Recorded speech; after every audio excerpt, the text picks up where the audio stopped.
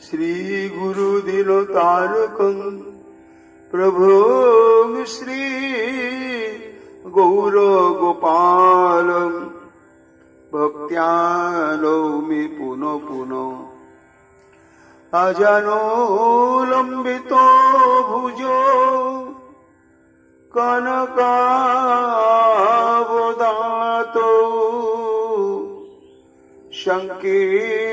संकीर्तनैकपितरो कमलायताक्षो विश्वाम्भरो द्विजवरो जुगधर्मपालो वंदे जगत प्रियकरो करुणावतारो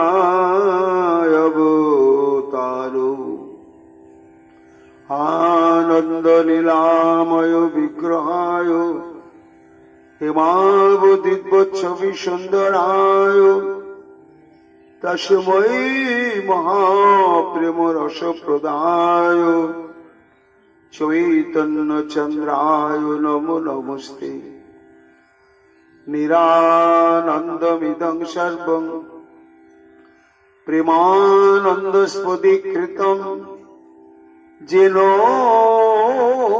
तं सततं वन्दे नित्यानंद जगद्गुरुं श्री अद्वैत नमस्तुभ्यं कलि जलकृपानिधे गौरी प्रेम प्रदानाय श्री सीतापतये नमो लादिरीश्वरूपाय गौरांग श्रीदाय च भक्त शक्ति प्रदानाय गदाधर नमस्तुते प्रणमामि शिवासं तमादं पंडितं मुदा श्री गौरांग कृपा पात्रं कीर्तनानंद मानसं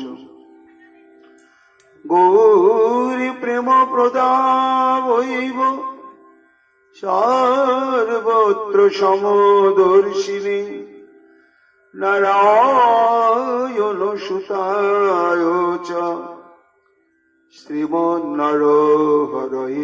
नमः वरापिरभिराम मृगमदतिलकं कुण्डलाक्रान्त कण्डाक्षं कुम्भकण्ठं स्मेत शुभगमुखं साधुरिनस्तवेनं श्यामं शान्तं त्रिभङ्गं रविकर वसन भूषितं वैजयन्तं वन्दे वृन्दावनस्थयुवति शतवृतं ब्रह्म गोपाल विषम नमो नरीन नेत्राय वेणुवाद्य विनोदिने राधाधर सुधापालं शालिने वनमालिने हे कृष्ण करुणा सिन्धु दीनबन्धु जगत्पते गोपेश गोपिका कांत राधाकांत नमस्तुते मुखं करोति वाचालं पंगुं लंघयते गिरिं यत्कृपातमहं वन्दे परमानन्दमाधवम् तप्त कांचन गौरांगी राधे वृंदावनेश्वरी वृषभानुसुते देवी तं नमामि हरिप्रिये महाभाव स्वरूपातं कृष्ण प्रिया वरीयसी प्रेमी भक्ति प्रदे देवी राधिका तं नमाम्यहम् वन्दे नन्दव्रज स्त्रीणां पादोर्नमोभिघ्नश यशाग हरिकथोद्गीतं पुनाति भुवनत्रयम् अचतुर्वदन ब्रह्मा दिबाहुर परो हरि अभालोचन शंभुर भगवान बदरायणी यं प्रव्रजन्तमनुपेतमपेत कृत्यं द्वैपायन विरह कातर याजहावो पुत्रिति तन्मया तया तरवयो विनेदुस्तं सर्वभूत हृदय मणिमानतस्मि तमादिदेवं करुणानिधानम् तमालवर्णं श्रीतावतारम् अपारो संसार समुद्र सेतुं भजामहे श्री भागवत स्वरूपम् वंशाकल्पतरुभ्यश्च कृपा सिन्धुभ्येव च पतितानां पावनेभ्यो वैष्णवेभ्यो नमो नमो। जय रूप सनातन भट्ट रघुनाथ श्रीजीव गोपाल भट्ट दासेर रघुनाथ भक्ति भरे बंदी छय गोसाइर चरण যাহা হইতে বিঘ্ন নাশ অভীষ্ট পূরণ। জয় গৌরী ভক্তবৃন্দ গৌরী যাদের প্রাণ সবে মিলে দেহ মোরে নিতাই গৌর ভক্তি দান নিতাই গৌর হরি বল নিতাই গৌর হরি বল নিতাই গৌর হরি বল জয় জয় নিতাই গৌর হরি হরি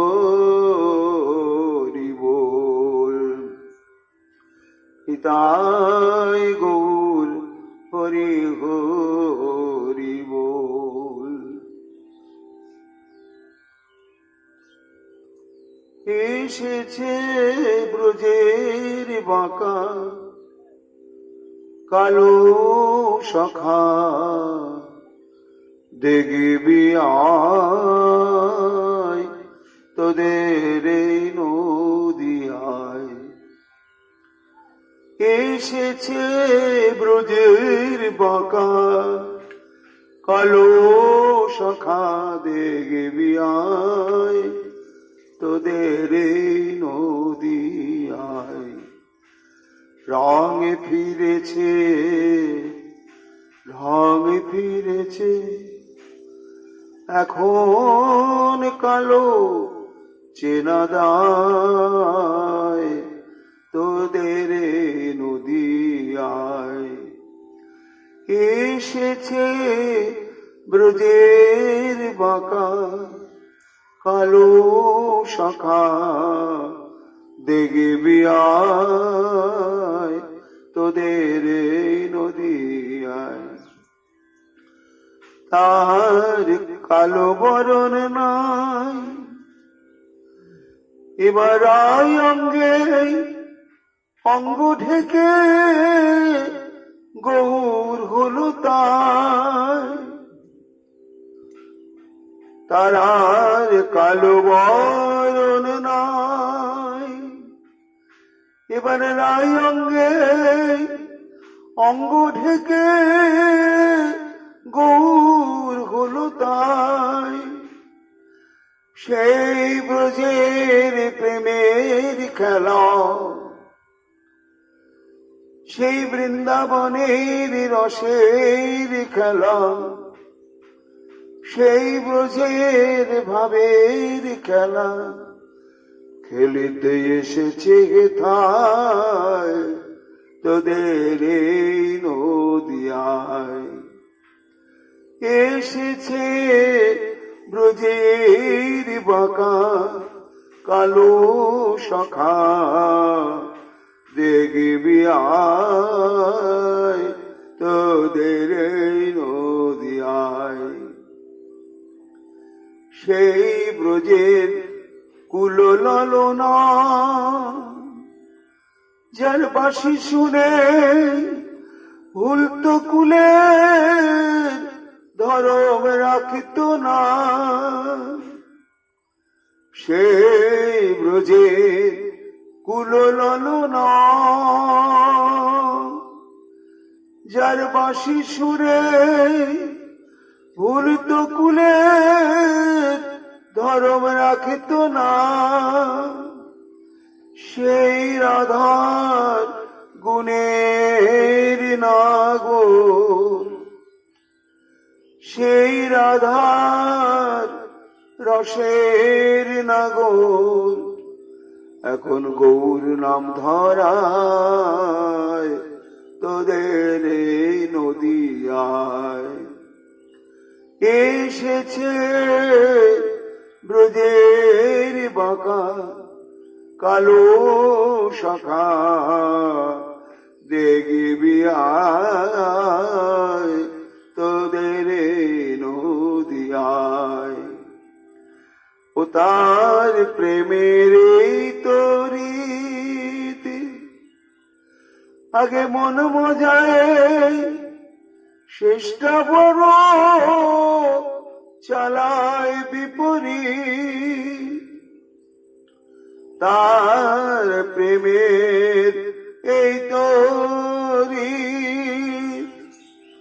আগে মন মজায়, শেষটা বড় চালায় বিপরীত।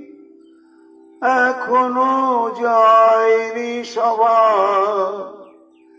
এই গৌর হয়েও সেই মনোভাব, এত কেঁদে কেঁদে যায়নি সভা। ক্রমে ক্রমে পাবি পরিচয় তোদের নদিয়ায়।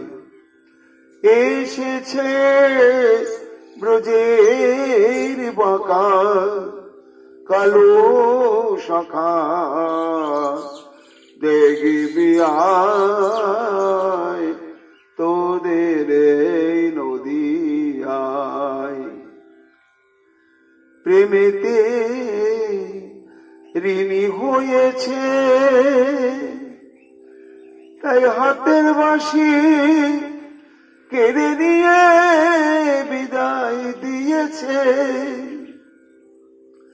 রায় প্রেমের ঋণী হয়েছে তাই হাতের বাঁশি কেড়ে নিয়ে বিদায় দিয়েছে। রাধা নাম সাধিবে কিসে, বাঁশি নাই নাম সাধিবে কিসে। বদনে তাই হরি গুণ গায় তোদের এই নদিয়ায়। এসেছে ব্রজের বাঁকা কালো শাখা, দেখবি আয় তোদের এই নদিয়ায়।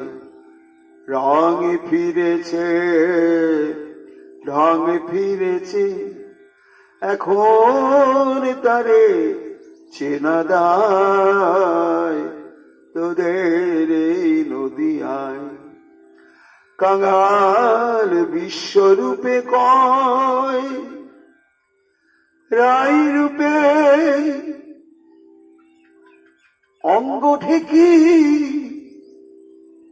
রঙ্গ করা নয়। কাঙাল বিশ্বরূপে কয় রাই রূপে অঙ্গ ঠেকে রঙ্গ করা নয়। ত্রিভুবনে উদ্ধারিলে যত পতিত পাষণ্ডী উদ্ধারিলে তবেই খালাস ঋণের দায় তোদের নদিয়ায়।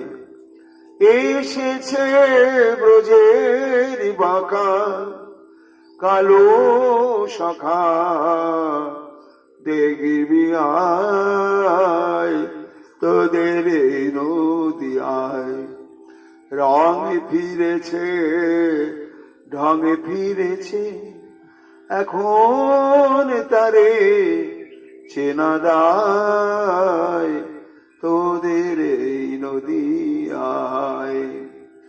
জয় সচিনন্দন। এই মাত্র দেখিয়ায় পুত্রের যৌবন, বিবাহের কার্য মনে চিন্তে অনুক্ষণ। কলিযুগ পাবন অবতার, নিখিল জন মানুষ সন্তাপহারী, প্রেম পুরুষোত্তম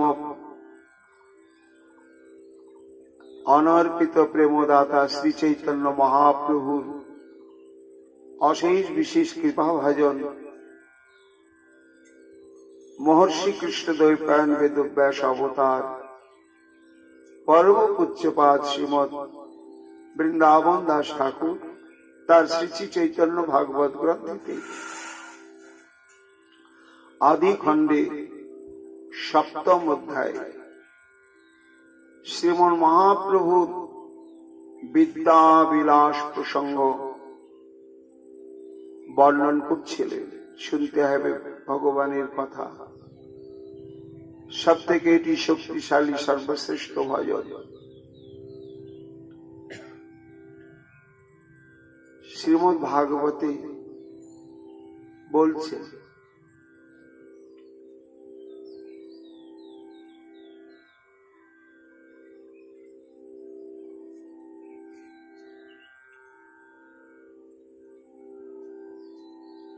কে বলছে? কুন্তী দেবী।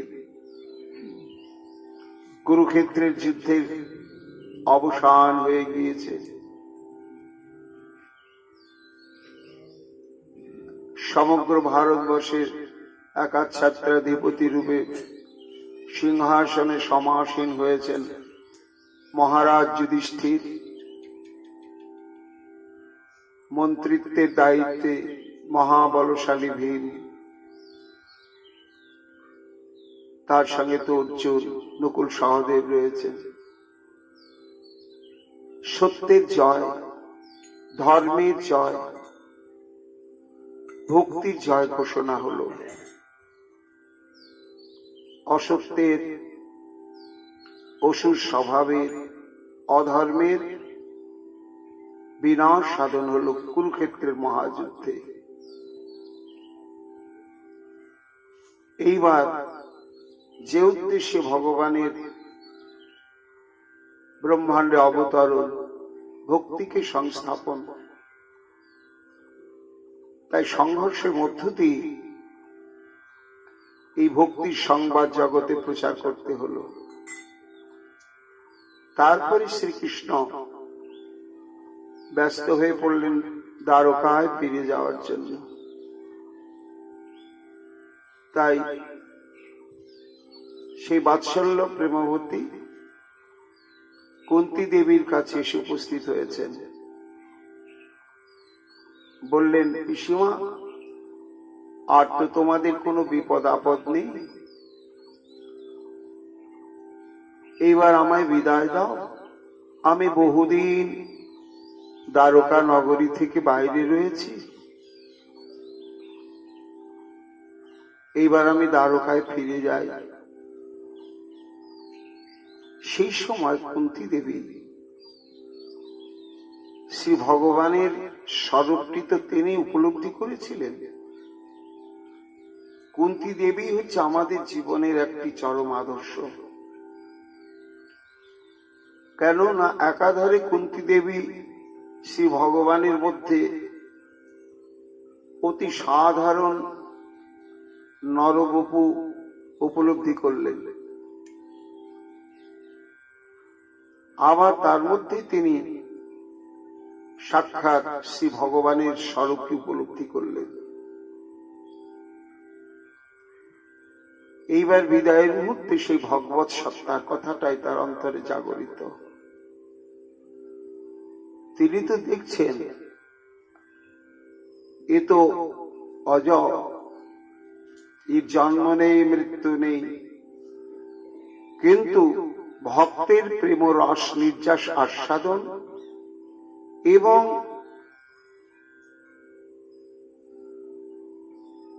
তার সঙ্গে সঙ্গে জগতে সত্যের প্রতিষ্ঠা, ভক্তের রক্ষা, ভক্তির স্থাপনার উদ্দেশ্যেই যুগে যুগে কালে কালে আসে। তাই অনেক স্তুতি করলেন। কুন্তী দেবীর স্তুতি আমাদের প্রত্যেকের শ্রবণ করা দরকার এবং আলোচনা করা দরকার। শেষে তখন বলছেন যে কৃষ্ণ, তোমাকে দেখলে দেখা যায় না, বোঝা যায় না, তুমি দুর্লভ, কিন্তু যতই তুমি দুর্লভ হও, আবার তুমি তাদের কাছে অত্যন্ত সুলভ। ব্রহ্মাদের কাছে তুমি দুর্লভ, কিন্তু একদিন যারা মহা পাপী ছিল, নরকের কীট ছিল, এই রকম যারা, তারাও যদি কখনো সৎসঙ্গের প্রভাবে সেই পথকে অবলম্বন করে, তখন তুমি চিরকাল ব্রহ্মার কাছে দুর্লভ হয়ে থেকেই গেলে, থাকবেও।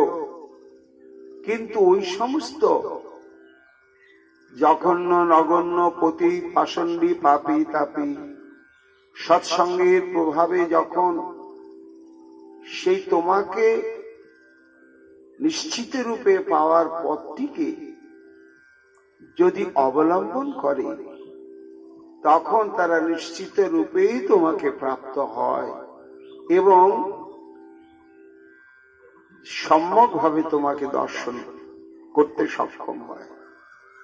তাই কারা পিসি শৃণ্বন্তি গায়ন্তি গৃণন্তাভীক্ষ্ণশ স্মরন্তি নন্দতি তবেহিতং জনা তয়েব পুষ্যন্ত চিরেন তাবকম ভব প্রবাহ উপরমম পদাম্বুজম।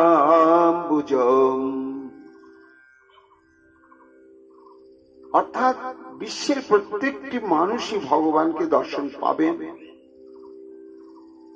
একেবারে নিশ্চিত সেই পথের ঘোষণাই করছেন এখানে মা কুন্তী দেবী। হে কৃষ্ণ, শৃণ্বন্তি গায়ন্তি গৃণন্তি স্মরন্তি নন্দন্তি, এতগুলো, তার মধ্যে যে কোনো একটা হলে হবে। শৃণ্বন্তি, যারা অন্য জপ ধ্যান সমস্ত আচার আচরণ মানতে পারে না, পারবে না, শুধু তোমার কথায় যারা আসক্তির সঙ্গে শ্রবণ করতেই থাকে, আর অন্যান্য ভজনাঙ্গ যাদের পক্ষে সম্ভব হয় না। গায়ন্তী, যারা তোমার মধুরাতি মধুর লীলা প্রসঙ্গ শ্রবণ করে এবং প্রাণ ভরে সেটি কীর্তন করে, তোমার নামের মহিমার কথা শ্রবণ করে উচ্চস্বরে প্রাণ ভরে নাম সংকীর্তন করে। গৃণন্তি, যারা সব সময় পরস্পরের সঙ্গে আলোচনা করে। স্মরন্তি, সমস্ত কাজের মধ্যে এই একটি ভজন ক্রিয়া, মানুষ পবিত্র অপবিত্র যে কোনো স্থানেই থাকুক, পবিত্র অপবিত্র যে কোনো ভাবেই থাকুক, মনে মনে গোবিন্দকে স্মরণ করার অধিকার কিন্তু সবারই রয়েছে। এই অধিকার থেকে কেউ বঞ্চিত নয়। তাই সর্বাবস্থায় যারা তোমাকে স্মরণ করে এবং নন্দন্তে, যারা কিছুই করে না কিন্তু যারা হে কৃষ্ণ তোমার নাম গুণাদি শ্রবণ করছেন বা কীর্তন করছেন বা চর্চা করছেন বা স্মরণ করছেন, এই রকম ব্যক্তিদের সে প্রণাম করে, তাদেরকে দেখে আনন্দ পায়, তাদের আনুকূল্য বিধান করে। এই রকমও যদি কেউ, তাহলে শোনো, ত এব পশ্যন্তি অচিরেণ তাবকম, তারা নিশ্চিত রূপেই তোমার দর্শন পাবে পাবে পাবে, এতে আর কোনো ফাঁক নেই। অর্থাৎ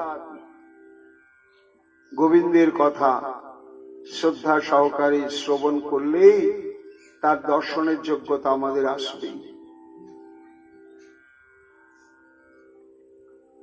কীর্তন করলে, পরস্পর আলোচনা করলে, স্মরণ করলে, তা আমার দর্শন পেয়ে লাভটা কি? দর্শন পেয়ে হয়তো একটু আনন্দ হলে এই তো, কিন্তু আর কিছু লাভ রয়েছে কি? কুন্তী দেবী বলছেন, হ্যাঁ কৃষ্ণ, ভব প্রবাহ উপরমম পদাম্বুজম, অর্থাৎ তোমার সম্বন্ধে এই সমস্ত কথা যারা শ্রবণ কীর্তন স্মরণ এবং পরস্পর আলোচনা করবেন, তারা তোমার নিশ্চিত রূপে দর্শন পাবেনই পাবে। এবং দর্শন পেলে কি হবে না, ভব প্রবাহ উপরমম, ভব প্রবাহ হচ্ছে এই সংসারে বারবার যাতায়াত। এই যাতায়াত আমাদের তো বন্ধ হচ্ছে না, কর্মফল সৃষ্টি করছি, কর্ম করতে এসে আবার জন্ম হচ্ছে, কখনো মানুষ, আবার কখনো পশু পাখি কীট পতঙ্গ বৃক্ষলতা গুল্ম, আবার ঘুরতে ঘুরতে ঘুরতে ঘুরতে মানুষ, আবার সেই ত্রিতাপের জ্বালা। এইভাবেই যে আমাদের জন্ম জন্মান্তরের পথ ধরে আবর্তন চলছে এবং চলবে, এটির অবসান হয় কখন? না যখন গুরু বৈষ্ণবের কৃপায় শ্রী গোবিন্দের কথা, মহাপ্রভুর কথা শ্রবণ কীর্তন স্মরণাদি করতে করতে করতে করতে চিত্ত অপরাধ শূন্য হয়ে গিয়ে প্রেম ভক্তির উদয় হয়ে যায়, তখনই ভগবত সাক্ষাৎকার লাভ হয়। আর যখন সাক্ষাৎকার লাভ হয়, বিদ্যতের হৃদয় গ্রন্থির সিদ্ধান্তে সর্বসংশয়া ক্ষয়ন্তে চাষ্য কর্মাণি তস্মিন দৃষ্টি পরাবরে, হরি বল হরি বল, তখন তার সমস্ত কর্মফলের বীজ শেষ হয়ে যায়। কেমন মহাজন দৃষ্টান্ত দিচ্ছেন, যেমন একটা ধান জমিতে বুনলেই দুদিন বাদে অঙ্কুর গাছ বেরোবে, কিন্তু ওই ধানটা যদি ভাজা হয়, তারপরে যদি জমিতে বপন করা হয়, আর বীজ অঙ্কুর উদ্গম হবে না। তা যেমন শস্য বীজ, তাকে যদি ভেজে ফেলা হয়, সে পুনরায় যেমন আর অঙ্কুর উদ্গম করতে সক্ষম হয় না, তেমনি ভগবত দর্শন লাভ করলেই জীবের সমস্ত কর্মফলের যে বীজগুলো ওগুলো ভাজা হয়ে যায়, হওয়ার ফলে ওর থেকে আর কোনো গাছ গজিয়ে বিস্তৃতি লাভ করে না। এই জন্য হে কৃষ্ণ, তোমাকে নিশ্চিত দর্শন পাওয়ার উপায় হচ্ছে এই শ্রবণ কীর্তন স্মরণ এবং পরস্পর আলোচনা। এটাই হচ্ছে একমাত্র শক্তিশালী পথ, যা অবলম্বন করে থাকলে নিশ্চিত রূপে তোমাকে দর্শন পাওয়া যাবে, এবং তোমার দর্শন প্রাপ্ত হলে তার এই ত্রিতাপ জ্বালাময় সংসারে আর কখনো যাতায়াত করতে হবে না। না না, হতে পারে। তো সেই যাতায়াতটা কেমন হয় না, মুক্ত পুরুষ রূপে ভগবত ইচ্ছায় শ্রী ভগবানই পাঠিয়ে দেন জগতের কল্যাণের জন্য কোন প্রিয় ভক্তকে। তা যিনি শ্রী ভগবানের নির্দেশ পালনের জন্য সংসারে সে জন্মগ্রহণ করলেন, তিনি তো জাতরতি হয়ে জন্মগ্রহণ করলেন। কাজেই সংসারের মধ্যে থাকলেও তারা কখনো সংসারের প্রভাবে প্রভাবান্বিত হন না। তো ভগবানের শ্রীচরণটা হৃদয়ে ধারণ করে ভগবানের নির্দেশ পালন করে জগতে নিজের আচরণ দিয়ে, প্রেম দিয়ে, সেই প্রেম ভক্তির আচরণটাই জগতে প্রচার করে থাকে। এই জন্য সমস্ত রেখিল শাস্ত্রেই ঘোষণা করছে, কোন ভজনের প্রচেষ্টা নয়, একটাই প্রচেষ্টা আমাদের আঁকড়ে ধরতে হবে, সেটি হচ্ছে ভাগবতী কথা শ্রবণ। বৃন্দাবন দাস ঠাকুর বলছেন, এইভাবে যখন মহাপ্রভু বিদ্যা বিলাসে সমগ্র নবদ্বীপের দৃষ্টি আকর্ষণ করেছেন, অনবদ্য মাধুর্য তাঁর শ্রী তনুখানাকে আশ্রয় করে প্রকাশিত হয়েছে। কৈশোরের থেকে এইবার যৌবন উদ্গম হয়েছে। হঠাৎ সচিমা একদিন নিমাইয়ের দিকে তাকালেন। এখন নিমাই আর শিষ্য নয়, অর্থাৎ এখন নিজেই টোল খুলেছেন। নিজে টোল খুলে অধ্যাপনা শুরু করেছেন। মা দেখলেন এইবার তো নিমাইয়ের বিবাহ দিতে হবে। কেন? ভেতরে একটা তো ভয় রয়েছে। একবার এই বিবাহের ভাবনা ভাবতে ভাবতে বিশ্বরূপ পালিয়ে গেছে। মহাপ্রভুর দাদা 12 বছরের বড়, যখনই জগন্নাথ মিশ্র এবং সচিমাতা বিশ্বরূপের বিবাহের কথা আলোচনা করছেন, তখনই তিনি সংসার ছেড়ে চলে গেলেন। কাজেই সচিমা ভাবছেন নিবাইকে সেই সুযোগ দেওয়া যাবে না।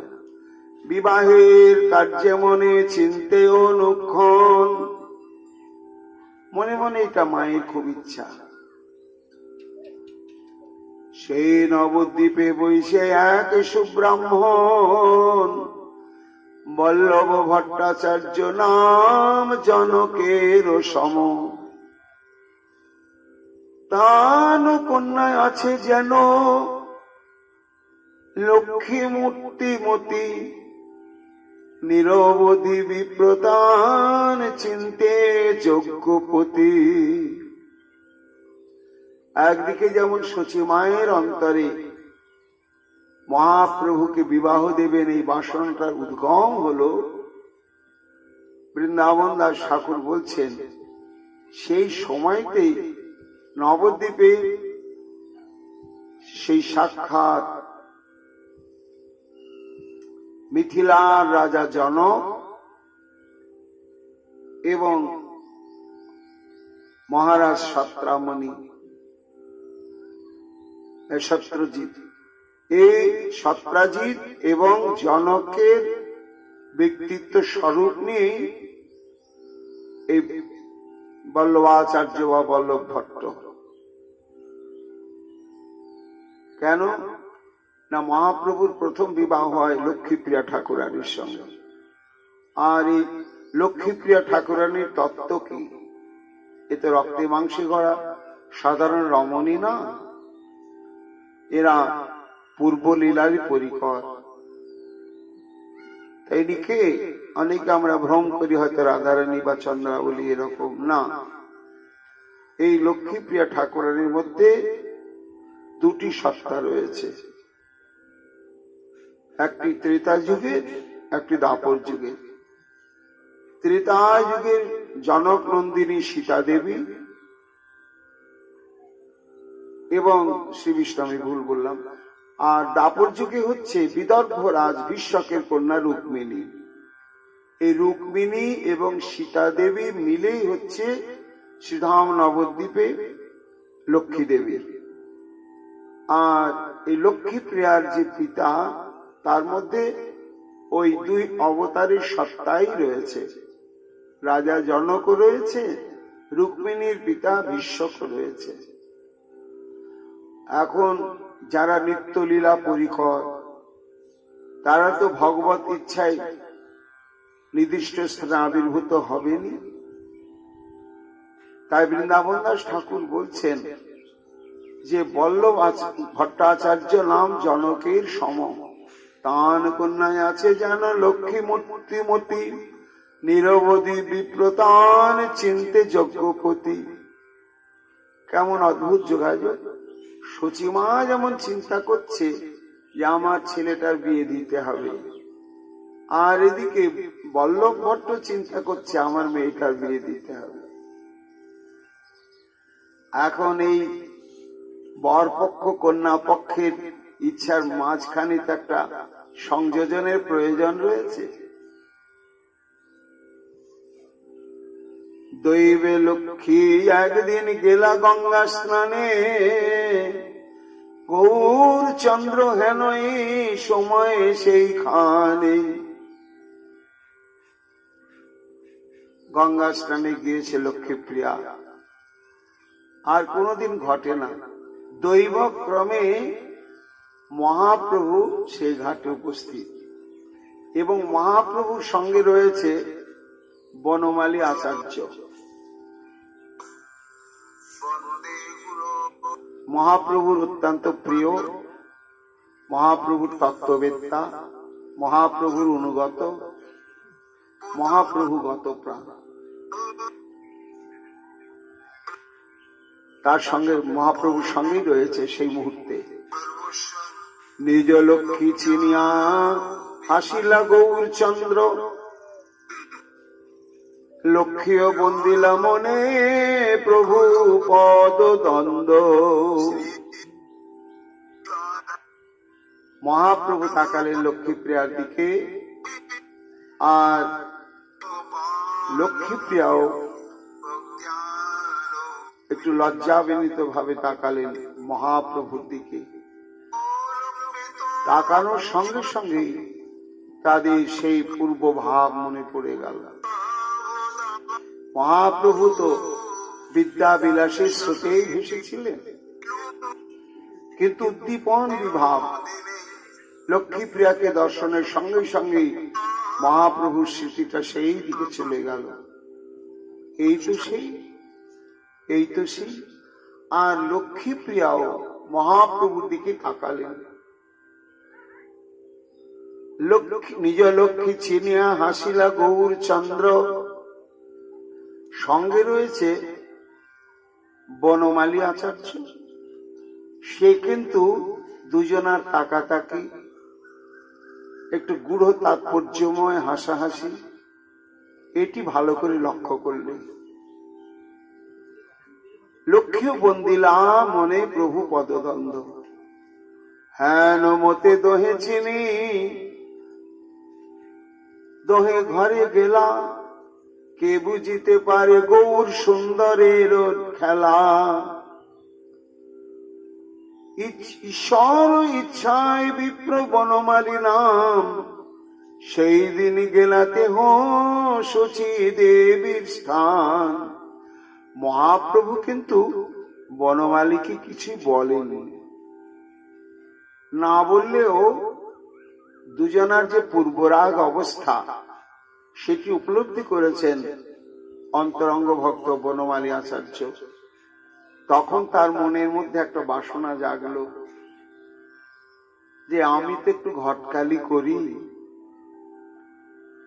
যার যা আছি তাই দিয়ে তো ভগবত সেবা করলে সেটাই স্বীকৃতি। তা আমার এই ঘটকালিপনা, এটা দিয়ে যদি আমি মহাপ্রভু সেবা করতে পারি তাহলে এটাই আমার চরম স্বীকৃতি হবে, সেবা হবে। তা আমি একটু চেষ্টা করে দেখি না কেন। ব্যাসদেব বলছেন এই বনমালী ঘটক কে?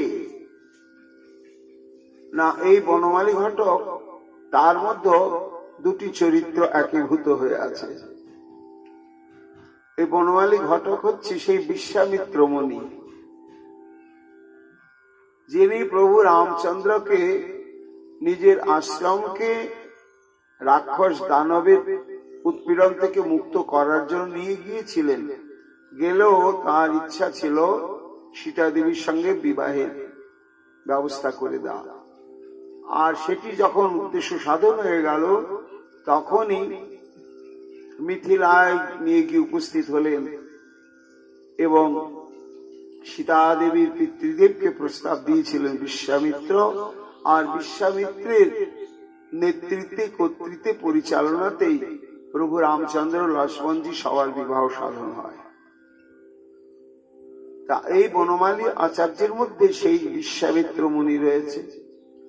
আবার দাপর যুগে রুক্মিণী দেবীর ঘটকালি করেছিলেন এক ব্রাহ্মণ। যখন ভীষ্মকের পুত্র রুক্মী কৃষ্ণ বিদ্বেষী ছিল, এ ছিল শিশুপালের জরাসন্ধের বন্ধু, দত্তবক্রের বন্ধু। এই চাইতো না যে কৃষ্ণের সঙ্গে আমার ভগ্নীর বিবাহ হোক, কিন্তু বিবাহ যখন দেখছে আস্তে আস্তে হওয়াটাই সম্ভবের দিকে গিয়েছে, তখন একদিন পিতার কাছে গিয়ে বললে, বাবা তুমি বৃদ্ধাতি বৃদ্ধ হয়ে পড়েছ, এখন আমরাই সমস্ত কিছু দায়িত্ব বহন করব তোমার। তা আমাদের ইচ্ছার একটা তোমার মূল্য দিতেই হবে। আমাদের সবার ইচ্ছা এই বনের উপযুক্ত বরই হচ্ছে শিশুপাল। তা শিশুপালের সঙ্গে আমরা বিবাহ দেব এবং দিন টিন ঠিক হয়ে গেছে, আমন্ত্রণ নিমন্ত্রণ শুরু হয়ে গেছে। ভীষ্মক দেখলে সর্বনাশ, উপায় নেই, যুগের প্রভাব। আমি যদি এই পুত্রদের বিরোধিতা করতে যাই আমার মর্যাদা নষ্ট হবে।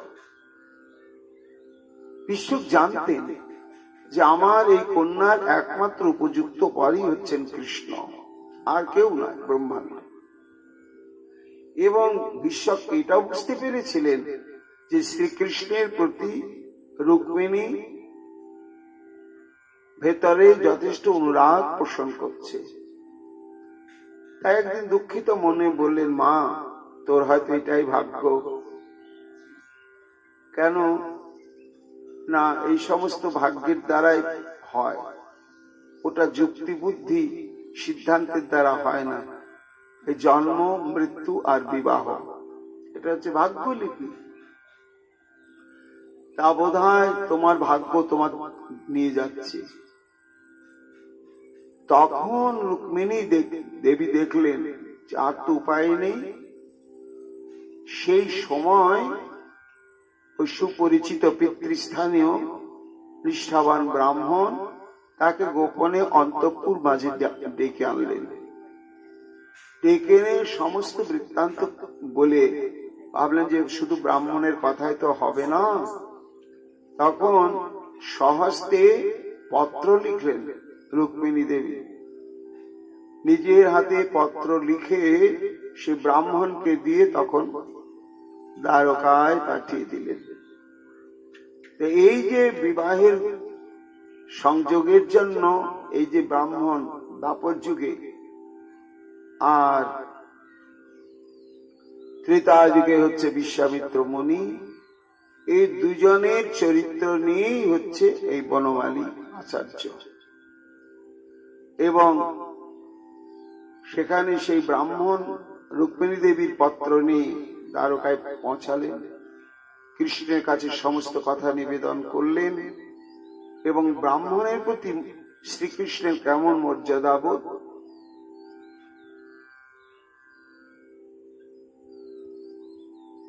ব্রাহ্মণ দেখিয়া দেব ব্রহ্মণ্য শেখর হেম সিংহাসন হইতে নামবিলা সত্তর। ব্রাহ্মণে ধরিয়া বসাইল নিজাসনে, পাদ্যর্ঘ দিয়া বিপ্রে পুজিলা বিধানে। দিব্য অন্ন পান দিয়া করাইলা ভোজন, আপনে করয়ে হরি পাদ সম্বাহন। বিদর্ভ নগর থেকে ব্রাহ্মণ এসেছেন, স্বয়ং দ্বারকানাথ তার পাদ সম্বাহন করছেন। আর পাদ সম্মান করতে করতে কুশল জিজ্ঞাসা করছেন। তবে কৃষ্ণ জিজ্ঞাসিলা, শোনো বিপ্রবর, নিরাকুলে আছো তুমি সর্বত্র কুশল? দ্বিজ ধর্ম আছে কি তোমার ভালো মতে? নিজ ধর্ম পথে আছে কুটুম্ব সহিতে। যে রাজ্যে যে রাজার অধীন হে ব্রাহ্মণ তুমি বসবাস করছো, সেখানে তো তোমার স্বাধীনভাবে ব্রাহ্মণের যে যজন যাজন অধ্যাপন, ব্রহ্মানুধ্যান, এর তো কোনো বাধা সৃষ্টি হচ্ছে না। বিপদে আপদে যে কোনো মুহূর্তে রাজা তো সর্বান্তঃকরণে সহযোগিতা করে। যেন তেন মতে বিপ্রতুষ্ট হইয়া থাকে, দুঃখ সুখ দূর করি নিজ ধর্ম রাখে। ব্রাহ্মণদের প্রকৃত যিনি ব্রাহ্মণ, তারা তো বিষয়ের মতন বিষয়কামী নয়। তারা সেই ব্রহ্মানুধ্যান করতে গিয়ে নিজের জীবিকার যতটুকুনি প্রয়োজন ওইটুকুনি তাদের কাম্য থাকে, আর তাতেই তারা সন্তুষ্ট হয়ে থাকেন। তার উপরে আর তারা চিন্তা করেন না বলেই ব্রাহ্মণগণের চিত্ত থাকে মহাশান্ত। তাদের ভেতরে কোনো হাহাকার থাকে না। কাদের থাকে? যারা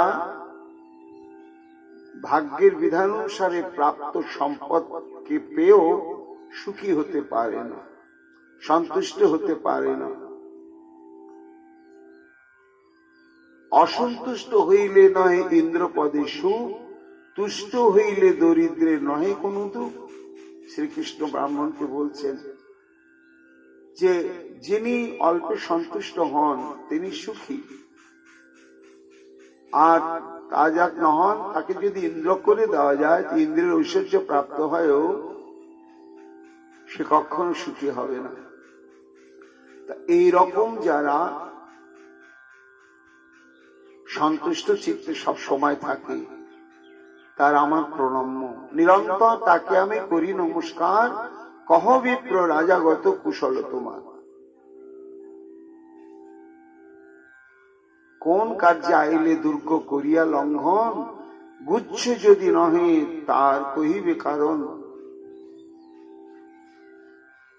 তখন ব্রাহ্মণ বললেন, তবে বৃদ্ধ ব্রাহ্মণ লাগিলা কহিবা, হেরো দেখো রুক্মিণীর পরিপত্র খান, শোনো দেব দেব কিছু কর অবধান। ব্রাহ্মণ তখন বললে, হে প্রভু, আমি কেন এসেছি এটা আমি আর নিজে বলবো না ব্যক্ত করে। এই পত্রটি আপনি গ্রহণ করুন, এই পত্রের ভাষা অনুধাবন করুন, তাহলে আমার আগমনের কারণটি আপনি জানতে পারবেন। কৌতূহলী দ্বারকানাথ ভাবছেন, আমার কাছে আবার চিঠি লিখেছে কে, কি আছে পত্রে কি জানেন। তখন ধীরে ধীরে রুক্মিণী দেবীর স্বহস্তে লেখা পত্রখানি খুললেন। খুলে দেখছেন লেখা আছে, শ্রুত্বা গুণান ভুবন সুন্দর শৃণ্যতান্তে, নির্বিশ্ব কর্ণ বিবরৈর হরত অঙ্গতাপম, রূপং দৃশাং দৃশিত অখিলার্থ লাভম, তজ্জচ্যুত বিশতি চিত্তম পত্রমপম মে। হে ভুবন সুন্দর, ত্রিভুবন সুন্দর, শ্রুত্বা গুণা, তোমার যে অনবদ্য সর্ব পাপ হরণকারী গুণাবলী, মহিমা, যশ কথা আমি দেবর্ষি নারদের মুখে শ্রবণ করেছি। আর শ্রবণ মাত্রেন নির্বিশ্ব কর্ণ বিবই হরতে অঙ্গতাপম, যে অন্তর্জ্বালা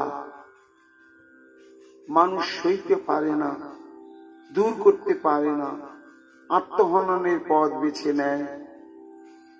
কিন্তু কি অদ্ভুত হে ভুবন সুন্দর দ্বারকাধীশ, তোমার এই হৃদকর্ণ রসায়নী মহিমার কথা দেবর্ষি নারদের মুখে শ্রবণ করতে করতে কর্ণের দ্বারা আমার সমস্ত অঙ্গের তাপ বিদরিত হয়ে গেছে।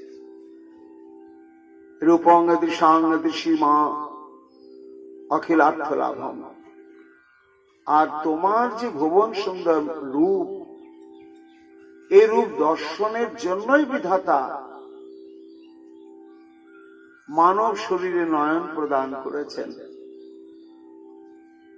হে ভুবন সুন্দর, সেই নয়নই নয়ন, সেই নয়নকেই নয়ন বলা যাবে, যে নয়ন জীবনে একবারও প্রাণ ভরে তোমার দর্শন প্রাপ্ত হয়েছে। নয়ন বা তার দৃষ্টিশক্তি প্রাপ্তির এইখানে চরম প্রাপ্তি। এমন যে তুমি তৈ অচ্যুত বিশুতি চিত্তম পত্র পাপম্যে, এটা আমার উচিত নয়, কিন্তু আমি পারিনি। তোমার এই রূপ গুণ এবং মাধুর্যের কথা শ্রবণ করতে করতে করতে করতে আমার চিত্ত মন তোমার চরণে অর্পিত হয়ে গিয়েছে, একেবারেই অর্পিত হয়ে গিয়েছে।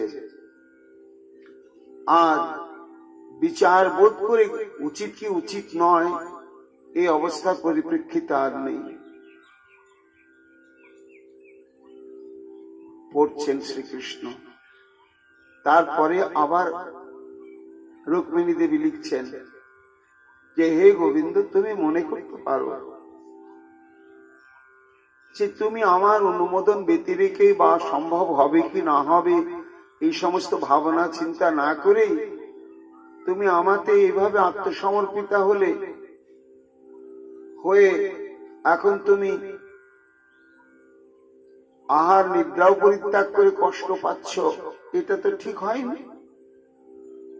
কিন্তু ঠিক হয়নি কি হয়েছে এই বিচার করা যাবে না, কেননা এই বিচার তুমি একমাত্র নাশ করে দিয়েছ তোমার এই অনবদ্য রূপ মাধুর্য। ক্বাতাম মুকুন্দ মহতি কুল শিল রূপ বিদ্যাবয় দ্রবিণো ধাম অবিরাতম তুল্যম ধীরাপতি কুলবতী চ প্রণীত কন্যা কালে নিঃসঙ্গ নরলোক মনোভিরামম।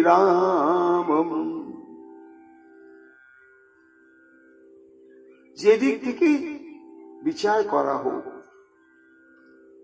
হে চির সুন্দর, তোমার কুল, তোমার শীল, তোমার স্বভাব, তোমার এই অনবদ্য সৌন্দর্য, তোমার বিদ্যাবত্তা, তোমার মহা ঐশ্বর্য সম্পদ, তোমার ধাম, এই সমস্ত দিক থেকে বিচার করে দ্বিতীয় তোমার মতন ব্রহ্মাণ্ডে কেউ যদি তুলনা খুঁজতে বেরোয়, তাহলে একটাই তুলনা পাবে, সে তুমি নিজে। অর্থাৎ তোমার সঙ্গে তোমার তুলনা হতে পারে, আর জগতে কারো তুলনা হবে না। তো যার মতন দ্বিতীয় আর কেউ নেই এমন যে তুমি, তা তোমার সম্পর্কে যদি কেউ সম্পর্কিত হয়ে যায়, দূর থেকে তোমাকে দর্শন করে, বারংবার তোমার অমৃতময় লীলা কথা যদি সাধু মুখে শ্রবণ করতেই থাকে, তাহলে বলো ধীরা কুলবতী কন্যাং ন বৃণীতপতিম, এমন কোন মহাধৈর্যশালিনী মহাগুণবতী এবং মহাকুলবতী কন্যা রয়েছে, যে ধৈর্য ধারণ করে তোমাকে আত্মসমর্পণ করবে না, এমন কেউ নেই।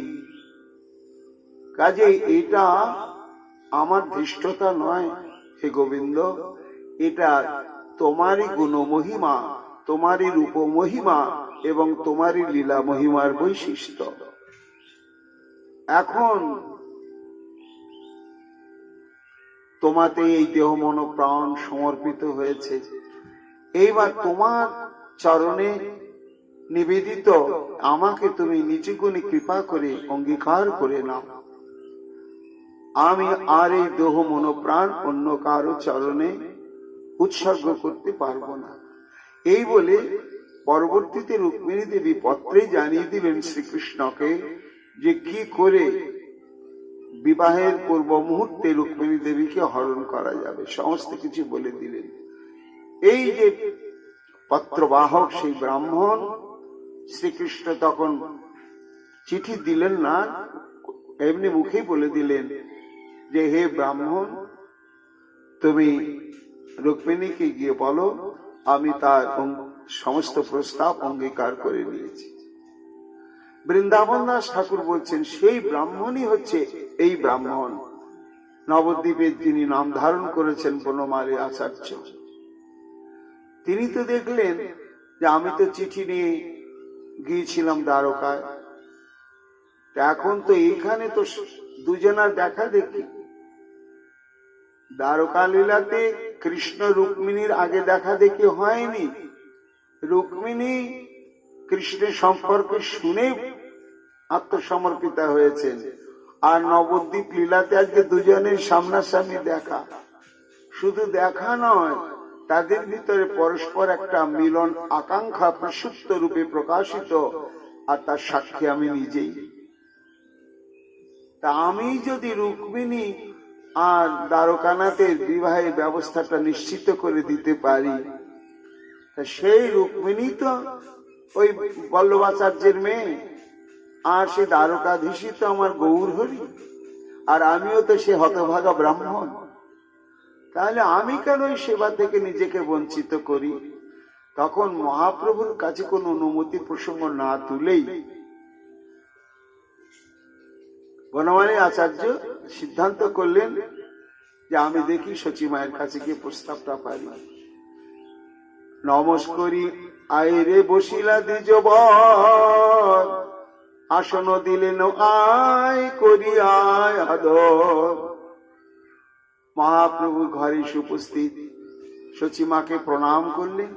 কে গো বনমালী, ভালো আছো বাবা? এসো এসো এসো, বসো। তা মাঝে মাঝে তোমাকে দেখি, আবার দেখি না, খুব ব্যস্ত থাকো মনে হয়। হ্যাঁ মা, ব্যস্ত তো থাকি। তা আমি একটুখানি একটা প্রস্তাব নিয়ে এসেছি। কি সে প্রস্তাব?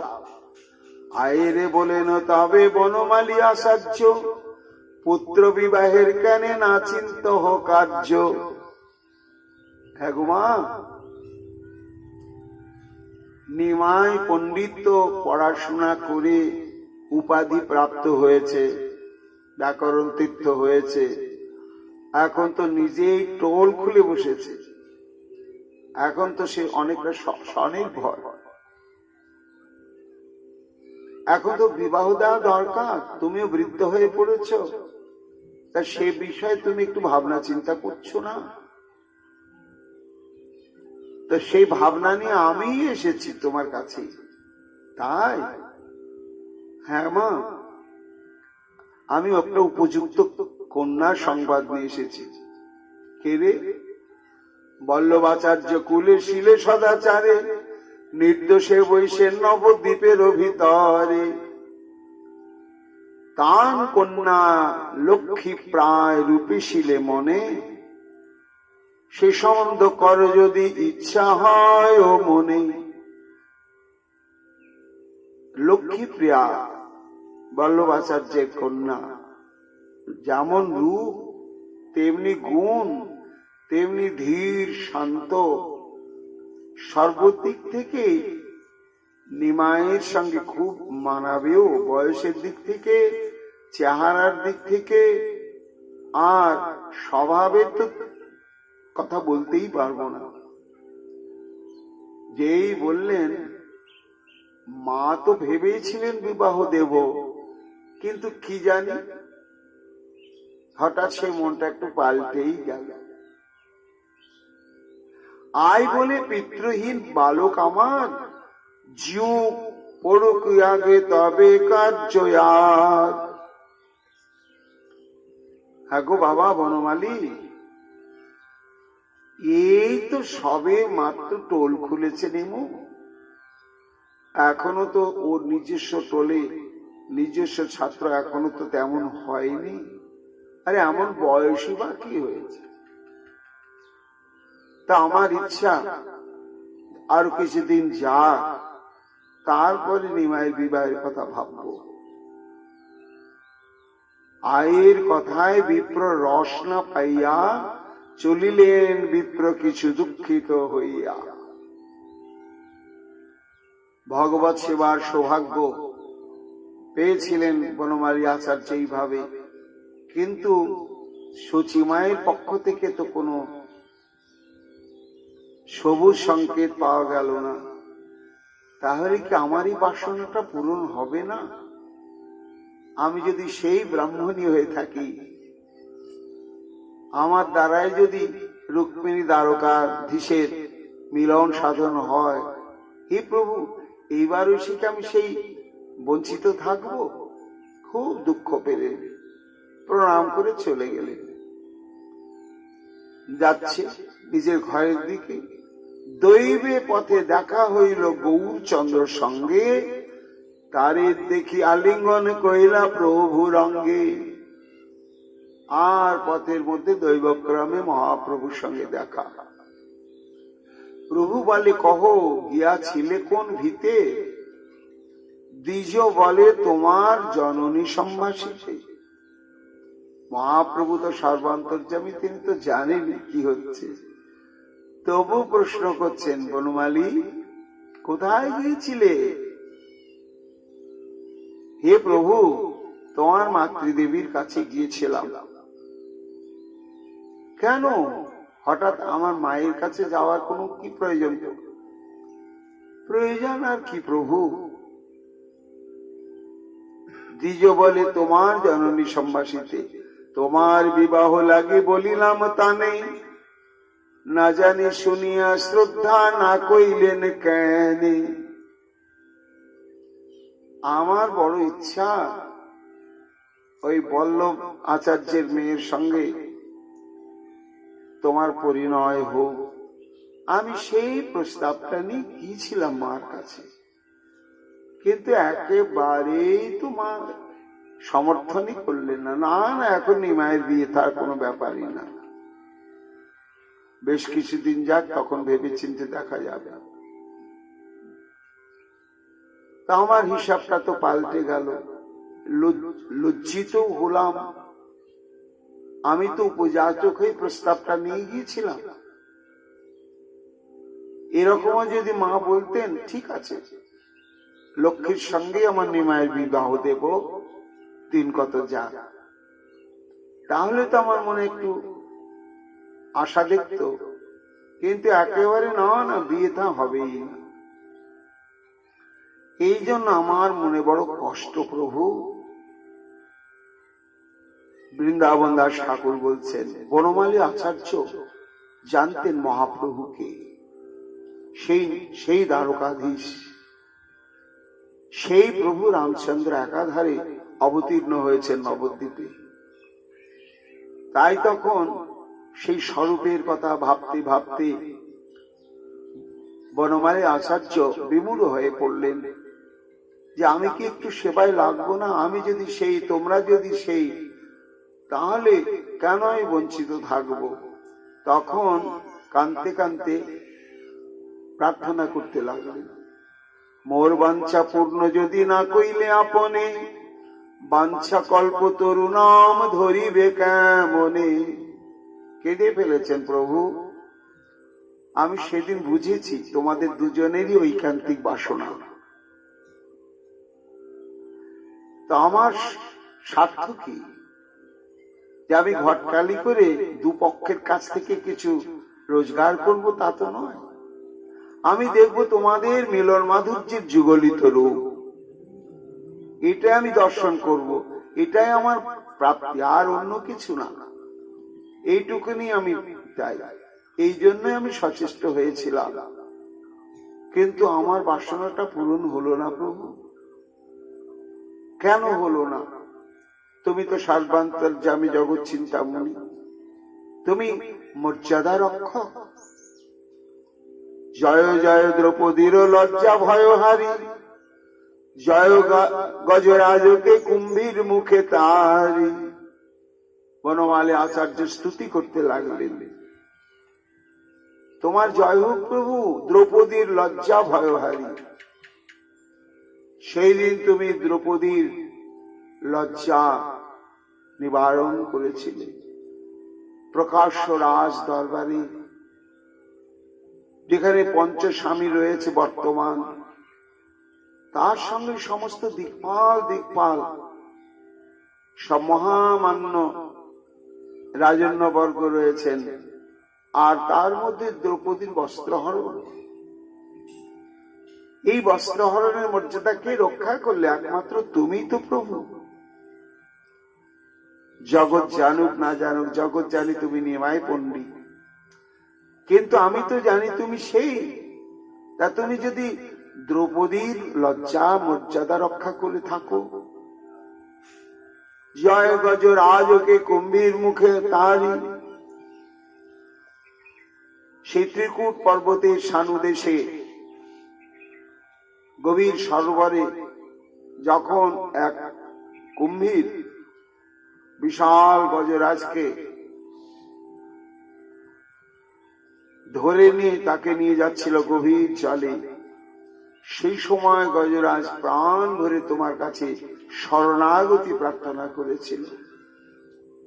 দেখো দ্রৌপদী তো সে আগে থেকে তোমাতে অনুরাগ পোষণ করতো, সেটা একটা মানবী আর একটা গজ হাতি পশু। সেও যখন ঐকান্তিক ভাবে তোমার চরণে শরণাগত হয়ে খুব আত্ম হয়ে যখন তোমাকে প্রার্থনা করতে লাগলে, তুমি তো সে তার মর্যাদা রক্ষা করলে। শুধু তাই নয়, তুমি যেমন রক্ষা করো, সমন ভয় থেকে মুক্ত করো, তোমার নামে তো সেই শক্তি বর্তমান। জয় অজামিল গণিকার ত্রাতা, আমারে যে দান করো অখিলের পিতা। বনমালী আচার্য মহাপ্রভুর চরণে বলছেন, হে প্রভু, তুমি সেই যে অজামিলকে পরাগতি প্রদান করেছিলেন, সেই পিঙ্গলা নামক 12 বনিতাকে ভক্তি অন্তরে প্রদান করে তার জন্মকে সার্থক করেছিলে। তা তুমি আমার একটু মর্যাদা রক্ষা করো। বড় মুখ নিয়ে গিয়েছিলাম, শুনি তান বচন ঈশ্বর মৌন হইলা, হাসি তারে সম্ভাসিয়া মন্দিরে আইলা। মুখে কিছু বললেন না বনমালী, মা যেটা ভালো বুঝেন হয়তো বলেছেন, তার জন্য তুমি মনে কষ্ট পাচ্ছ কেন? আমি দেখছি। এই বলে তাকে তুষ্ট করে পাঠিয়ে দিলেন, দিয়ে তাড়াতাড়ি বাড়ি চলে এলেন। জননীরে হাসিয়া বলেন সেই ক্ষণে, আচার্যের সম্ভাষণা না কইলে ভালো কেনে। মা মা মা, হঠাৎ মা মা বলে ডাকতে ডাকতে আসছে। সচিমা ব্যস্ত হয়ে গেলেন, নিমাই নিমাই। হ্যাঁ মা এলাম, তোমাকে একটা কথা জিজ্ঞাসা করছি। কি কথা বাবা? এই কিছুক্ষণ আগে নাকি বনমালী আচার্য এসেছিল? হ্যাঁ বাবা এসেছিল। সম্ভাষণ না হইলে ভালো কেন? তুমি তার সঙ্গে একটু প্রাণ খুলে এসেও কথা বলনি। দেখো সে কিন্তু ব্রাহ্মণ, সে যদি একটু মনে দুঃখ পায়, কষ্ট পায়, তাহলে এর প্রভাব কিন্তু আমাদের জীবনের উপরে, সংসারের উপরে পড়বে। হ্যাঁ গো মা, তুমি তো এইরকম কারোর সঙ্গে ব্যবহার কোনোদিন করো না, তা করলে না কেন? একটু হেসে কথা বললে না কেন? তার সঙ্গে প্রাণ খুলে কথা বললে না কেন?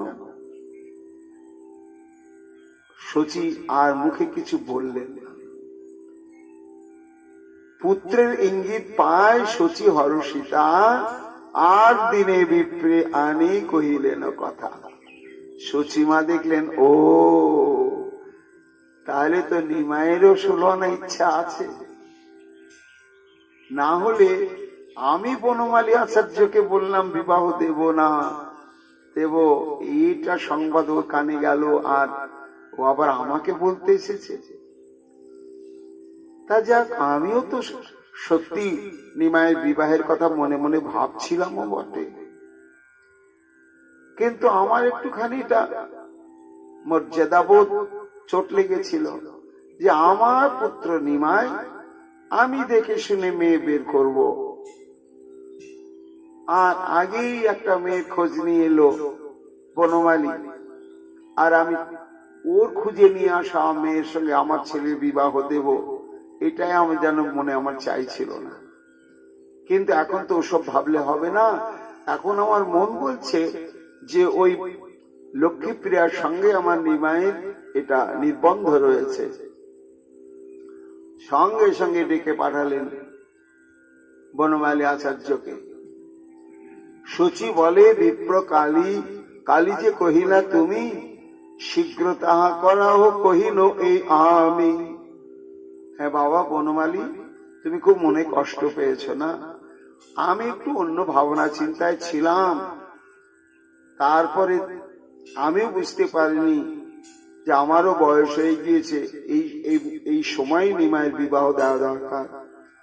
তা তুমি মনে কিছু করো না, ঠিক আছে? তুমি যে কন্যার সম্বন্ধ নিয়ে আমার কাছে এসেছ, তুমি তাদের সঙ্গে যোগাযোগ করো, শীঘ্র তাহা করাও কহিনু এই আমি।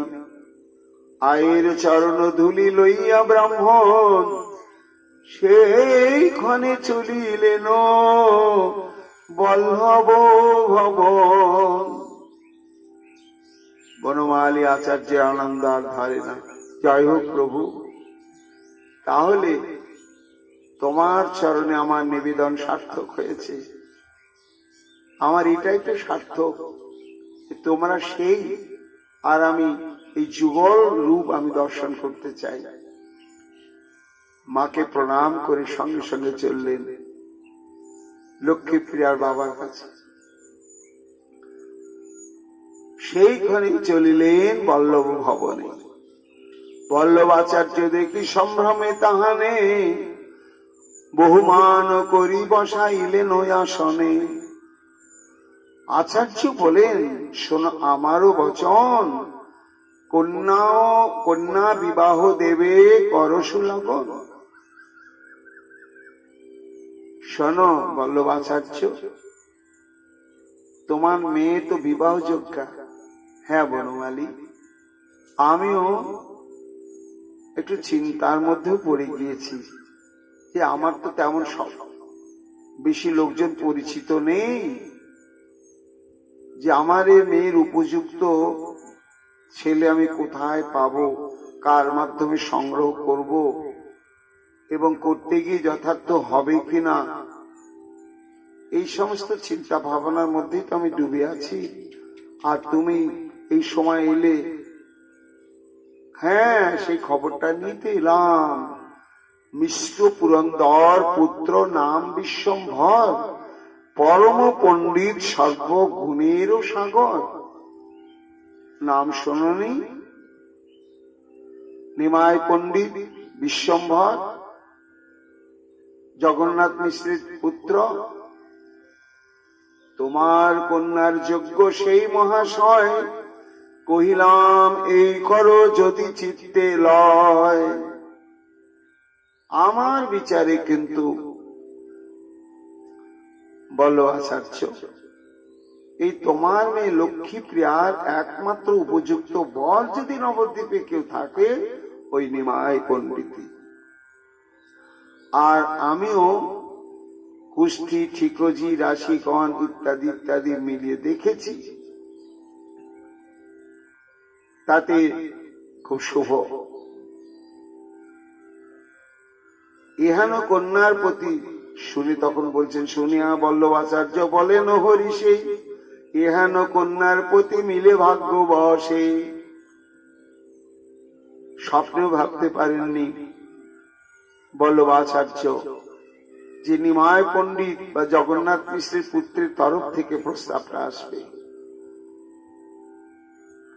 কেন না সেইখানে আমাদের মতন দরিদ্র ব্রাহ্মণ বিবাহের প্রস্তাব নিয়ে পৌঁছায় সম্ভব নয়,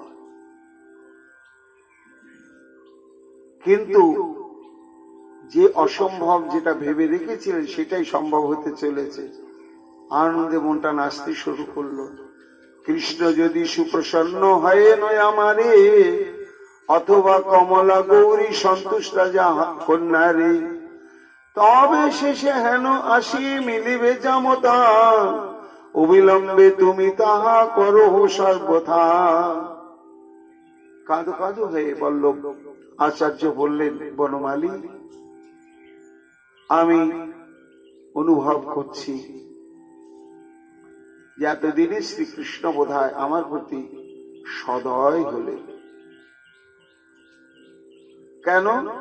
শ্রীকৃষ্ণ সদয় না হলে, সুপ্রসন্ন না হলে কখনো ইহানো সৌভাগ্য পাওয়া যায় না। আবার শুধু আমার একার সৌভাগ্য নয়, এটা মা লক্ষ্মী প্রিয়ারও সৌভাগ্য। সে নিশ্চয় শিবের আরাধনা করেছে, মা গৌরীর আরাধনা করেছে, কমলার আরাধনা করেছে, তার জন্য তাদের শুভ দৃষ্টিতে, তাদের কৃপাশীর্বাদে ইহানো জামাতার সঙ্গে সংযোগ হয়েছে। এটা তো বড় ভাগ্যের কথা। তবে শেষে হেন আসি মিলিবে জামতা, অবিলম্বে তুমি তাহা করো সর্বথা। দেখো আমাদের সব দিক থেকে তো ইচ্ছা, কিন্তু দান ধ্যান তো আমরা কিছু করতে পারবো না বনমালী, সেদিক থেকে আমি কিন্তু খুব সংকোচিত। সবে এক বচন বলিতে লজ্জা পাই, আমি সে নির্ধন, কিছু দিতে শক্তি নাই। ওই মেয়েটাই আমার সম্পত্তি, আর আমার কোনো সম্পত্তি নেই কিছু দেওয়ার মতন। সেই জন্য প্রস্তাব তো তুমি এনেছ বনমালী, কিন্তু মেয়ের বিবাহ দেব, একটু সোনা দানা, মূল্যবান বস্ত্র, আনুষঙ্গিক বাসনপত্র ইত্যাদি, একটা ন্যূনতম প্রয়োজনটা সেটাও তো দেয়া কর্তব্য, কিন্তু সেটাও তো আমার সামর্থ্য নেই। কন্যা মাত্র দেব পঞ্চহরিত কি দিয়া, সবে এই আজ্ঞা তুমি আনিবে মাগিয়া। আমি কিছু গোপন করে রাখছি না, সমস্ত খুলে বলবে। এখন তার মা তো বর্তমান, এবং আরো পিতৃমাতৃ স্থানীয় সমস্ত অভিভাবক আত্মীয় স্বজন রয়েছে, সবাইকে নিয়ে কথাটা আলোচনা করবে। কেন না বিবাহের প্রাককালে বা বিবাহের পরবর্তী সময়ে এই যৌতুক দান দক্ষিণাকে কেন্দ্র করেনি একটা পারিবারিক অশান্তি সৃষ্টি হোক, সেটা কাম্য নয়। খোলাখুলি আমি শুধু মেয়েটাকে হাতে তুলে দেব 5টা হরিত কেজি, আর কিছু আমার সামর্থ্য নেই। এতে যদি তারা সম্মত হয় তাহলে আমার কোনো অসুবিধা নেই, তুমি গিয়ে বলো। বল্লভ মিশ্রের বাক্য শুনিয়ায় আচার্য সন্তোষে আইলা সিদ্ধি করি সর্বকার্য। বনমালী আচার্যের একটা আত্মবিশ্বাস ছিল যে মহাপ্রভুর যখন ইচ্ছা তখন দান যৌতুক ইত্যাদি কিছু হোক বা না হোক, মিলুক বা না মিলুক, এই বিবাহ নিশ্চিত রূপে হবেই হবে। সিদ্ধি কথায় আসিয়া কহিলা আই স্থানে, সকল হইল কার্য, সফল হইল কার্য, কর শুভক্ষণে। এসে বললে, মা তোমার কথা মতো আমি গিয়েছিলাম লক্ষ্মীপ্রিয়া বাবার কাছে, সমস্ত দিক থেকে রাজি, কিন্তু একটা কিন্তু আছে। আবার কিন্তু কিরে বনমালী, মাগো ওরা একেবারে হতদরিদ্র, শুধু মেয়েটাকেই তুলে দেবে, এছাড়া আর কোনো যৌতুক দান দক্ষিণা কিচ্ছুই দিতে পারবে না। সে হোক, যাকে নিয়ে সংসার করা হবে সে যদি মনের মতো হয়, শুভ লক্ষণা যুক্ত হয়, সেটাই তো বড় পাওনা বনমালী। না না, এটা আমার কাছে কোনো বড় কথা না।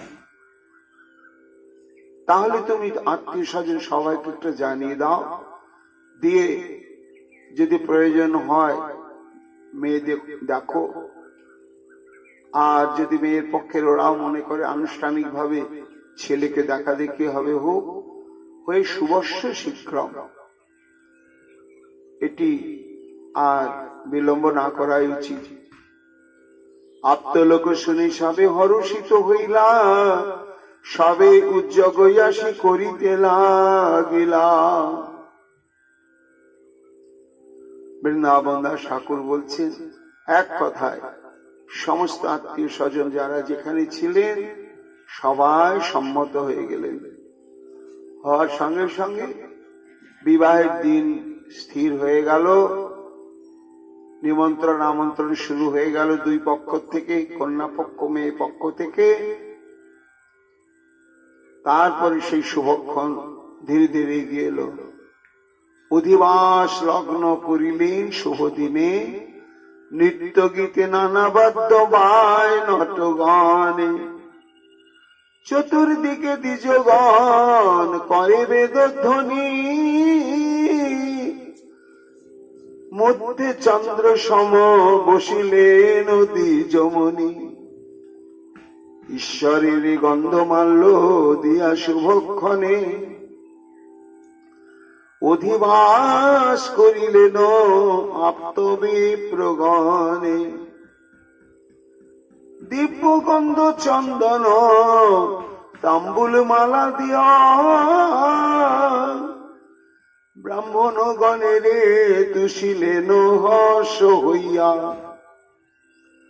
বল্লভ আচার্য আসি যথাবিধি রূপে, অধিবাস করিয়া গেলেন কৌতুকে। বিবাহের দিন সমাগত হয়ে গেল। এইবার আগের দিনে অধিবাস, শুভকর্মের আগের দিনের অনুষ্ঠানটাকে অধিবাস বলা হয়। তারপরে মূল অনুষ্ঠান অনুষ্ঠিত হয়। নামযজ্ঞের অধিবাস, বিবাহের অধিবাস, সপ্তাহ যজ্ঞের অধিবাস। এইবার অধিবাসে শুভ কার্য সমাধা করতে গেলে পিতৃপুরুষের ইত্যাদি অর্চনার সন্তুষ্টি বিধান করতে হয়। এই জন্য নান্দিমুখ শ্রাদ্ধাদি সব অনুষ্ঠান হয়। সেই সমস্ত যথাবিহিত ভাবে সমাধা হতে লাগলো। এইবার অধিবাসের পরের দিনে বিবাহের দিন, সেই দিন মহাপ্রভু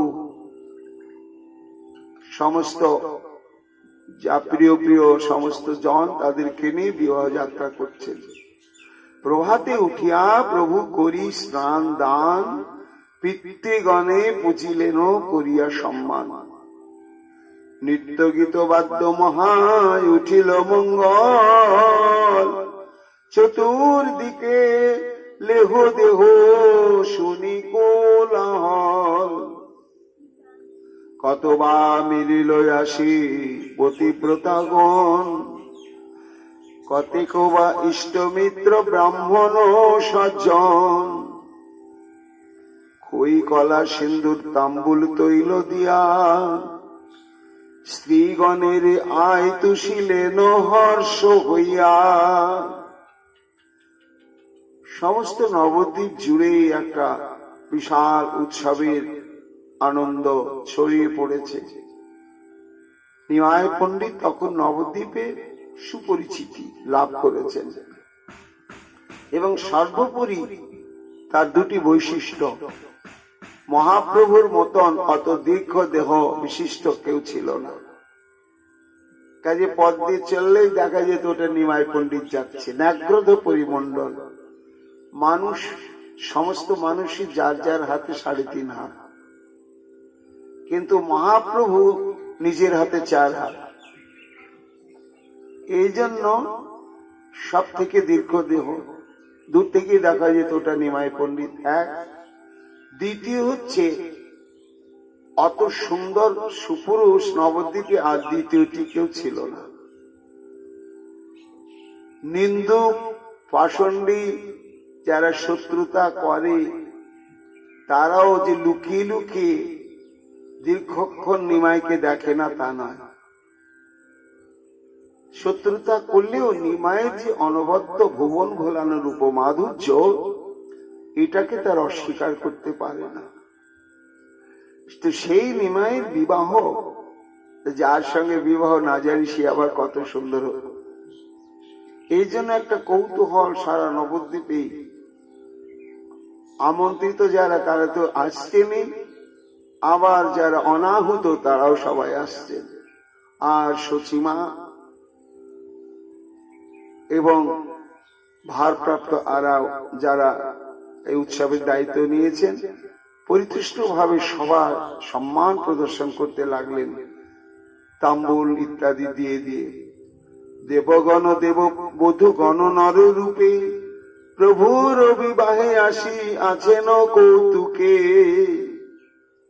ব্যাস অবতার বৃন্দাবন দাস ঠাকুর বলছেন, হে ভক্তগণ, আজকে এই বিবাহ অনুষ্ঠান শুরু যখন হয়েছে তখন দেবগণ আর থাকতে পারলেন না। স্বর্গের সমস্ত দেবগণ এবং দেবীগণ তারা সব উপস্থিত হলেন। কিভাবে? প্রত্যেকেই নর এবং রমণীর রূপ ধারণ করলেন। কেউ চিনতে পারছে না কোনটা ইন্দ্র, কোনটা শচী, কোনটা বরুণ, কোনটা অগ্নি, কোনটা অশ্বিনী কুমার দয় ইত্যাদি ইত্যাদি। সমস্ত দেব এবং দেবীগণ তারা নরনারী রূপ ধারণ করে সব সেখানে উপস্থিত। প্রভুর বিবাহে আসিয়াছেন কৌতুকে, বল্লভ আচার্য এই মতো বিধি ক্রমে করিলেন দেব পিতৃ কার্য হর্ষ মনে। দুপক্ষের মাঙ্গলিক অনুষ্ঠান ঠিক নিয়মিত ভাবে অনুষ্ঠিত হচ্ছে। তবে প্রভু শুভক্ষণে গোধূলি সময়ে যাত্রা করি আইলেন মিশ্রের আলয়ে। বরযাত্রীগণকে নিয়ে বিবিধ বাদ্য বাজতে বাজতে বর বেশি মহাপ্রভু দোলায় চেপে অভিসার করলেন গোধূলি সময়ে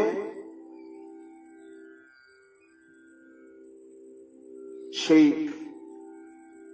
লক্ষ্মীপ্রিয়ার আলয়। প্রভু আসিলেও মাত্র মিশ্র গোষ্ঠী শনে, আনন্দ সাগরে মগ্ন হইলা সবে মনে। সম্ভ্রমে আসন দিয়া যথাবিধি রূপে, জামাতারে বসাইলা পরম কৌতুকে। শেষে সর্ব অলঙ্কারে করিয়া ভূষিত, লক্ষ্মী কন্যায় আসিলেন প্রভুর সমীপ। বর আগমন হয়েছে। এবার প্রাথমিক যে সমস্ত পুজো পাঠ আনুষ্ঠানিক কর্ম থাকে সুসমাধা হয়ে গেল।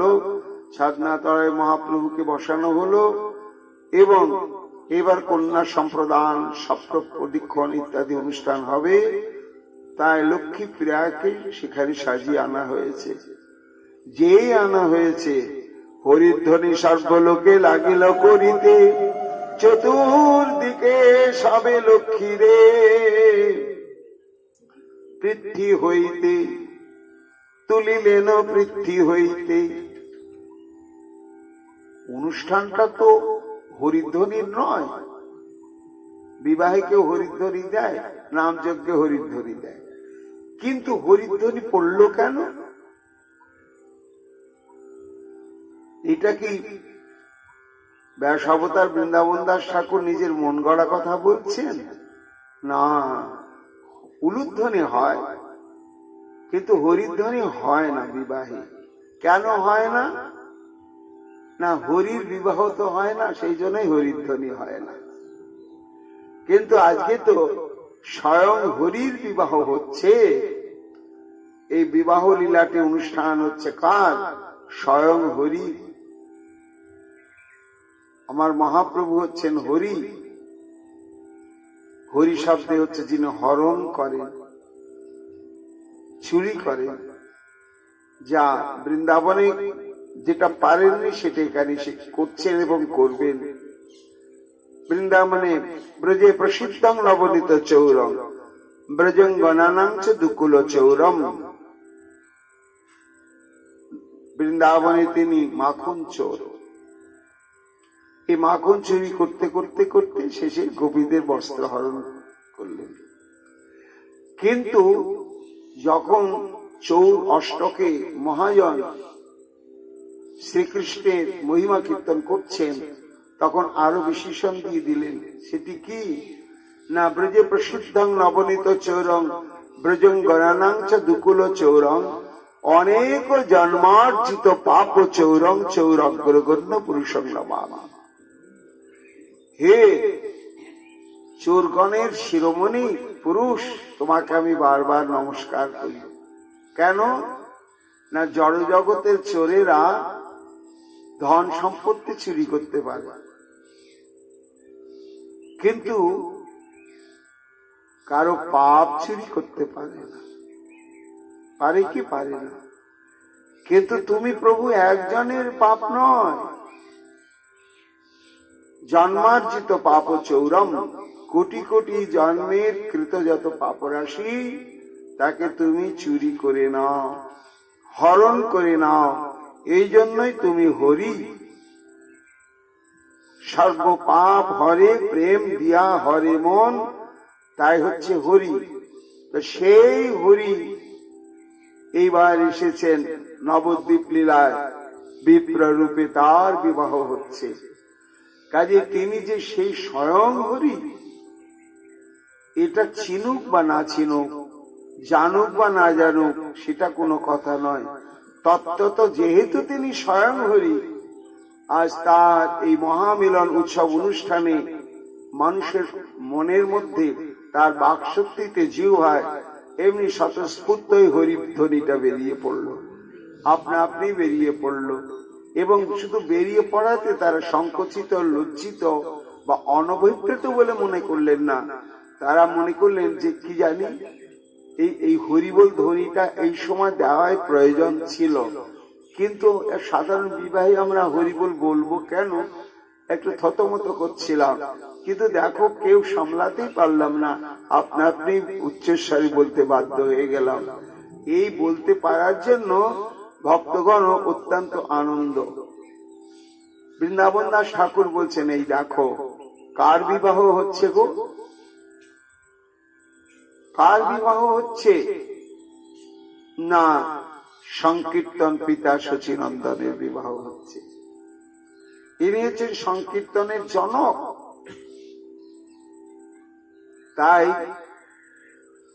আমরা কি দেখতে পাই না, তিনি যখন আবির্ভূত হচ্ছেন নবদ্বীপে, তখন আগেই তিনি জন্ম দিলেন হরিনামে। কিভাবে জন্ম দিলেন?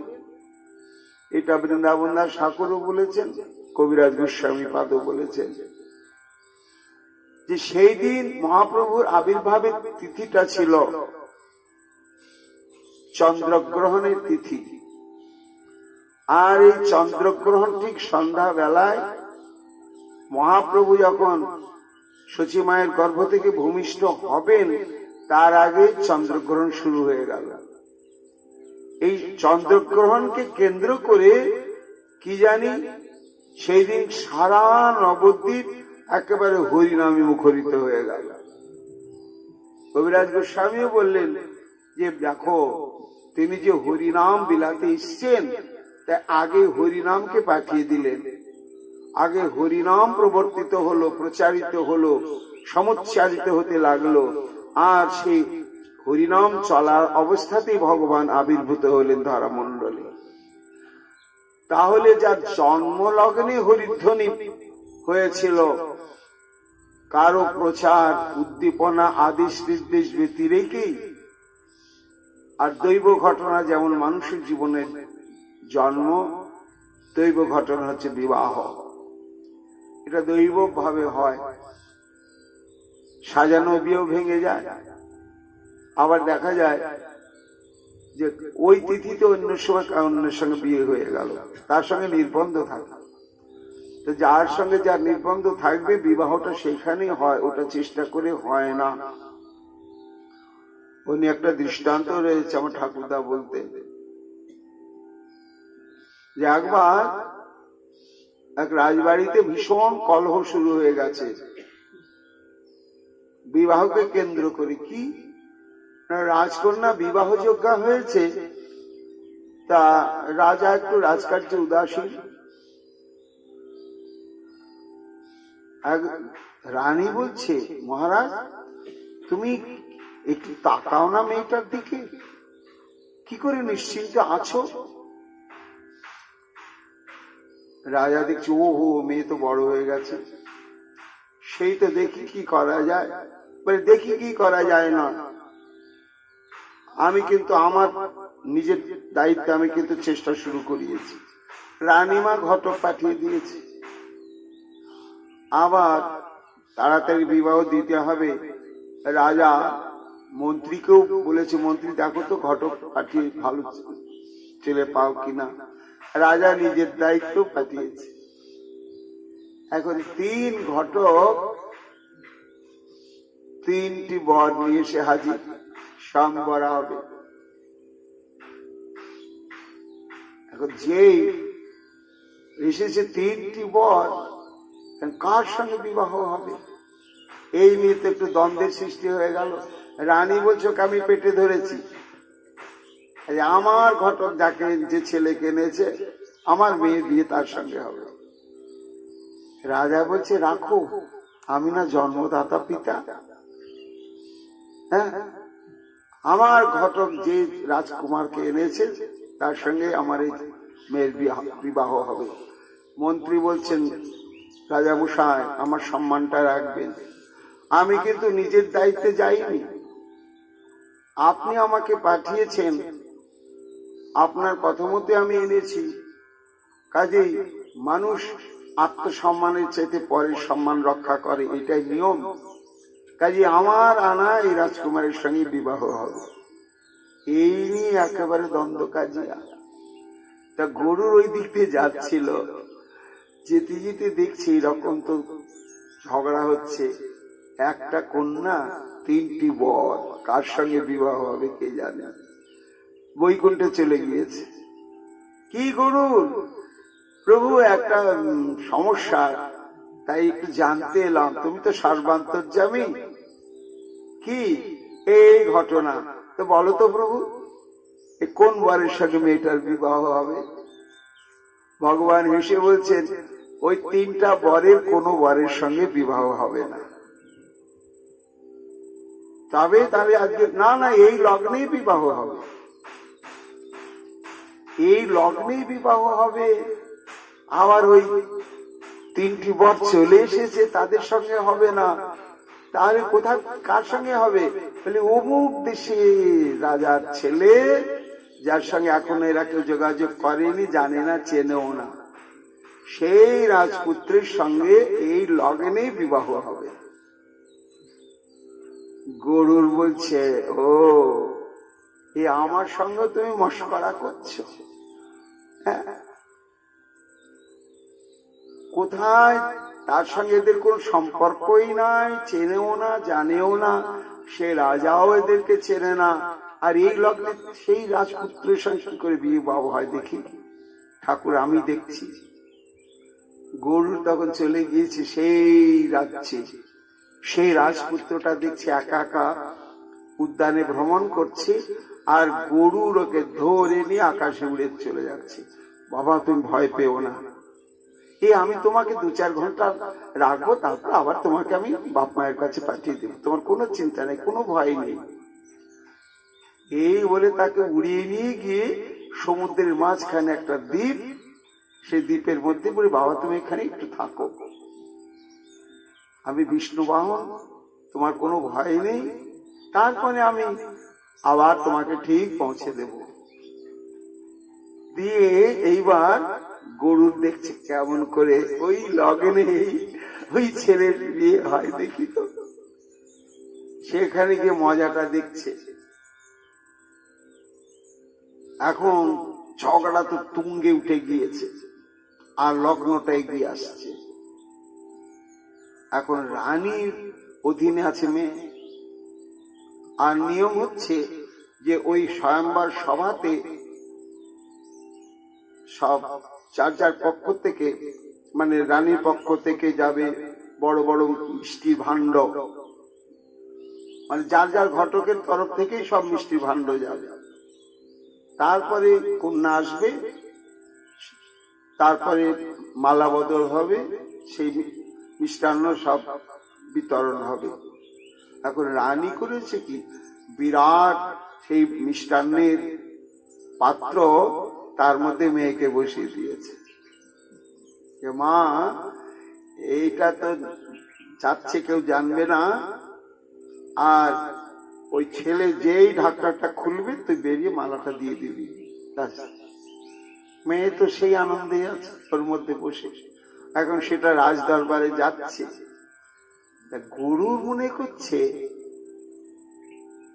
যে বিয়ে তো আর হচ্ছে না, কিন্তু ছেলেটাকে আমি একা একা ওইখানে তেপান্তরে ফেলে রেখে এলাম, ক্ষুধা পিপাসা হয়তো পেয়ে গিয়েছে, আমি দেখছি সব মিষ্টির ভাণ্ডগুলো যাচ্ছে, একটা নিয়ে চলে যায়, ওকে দিয়ে আসে।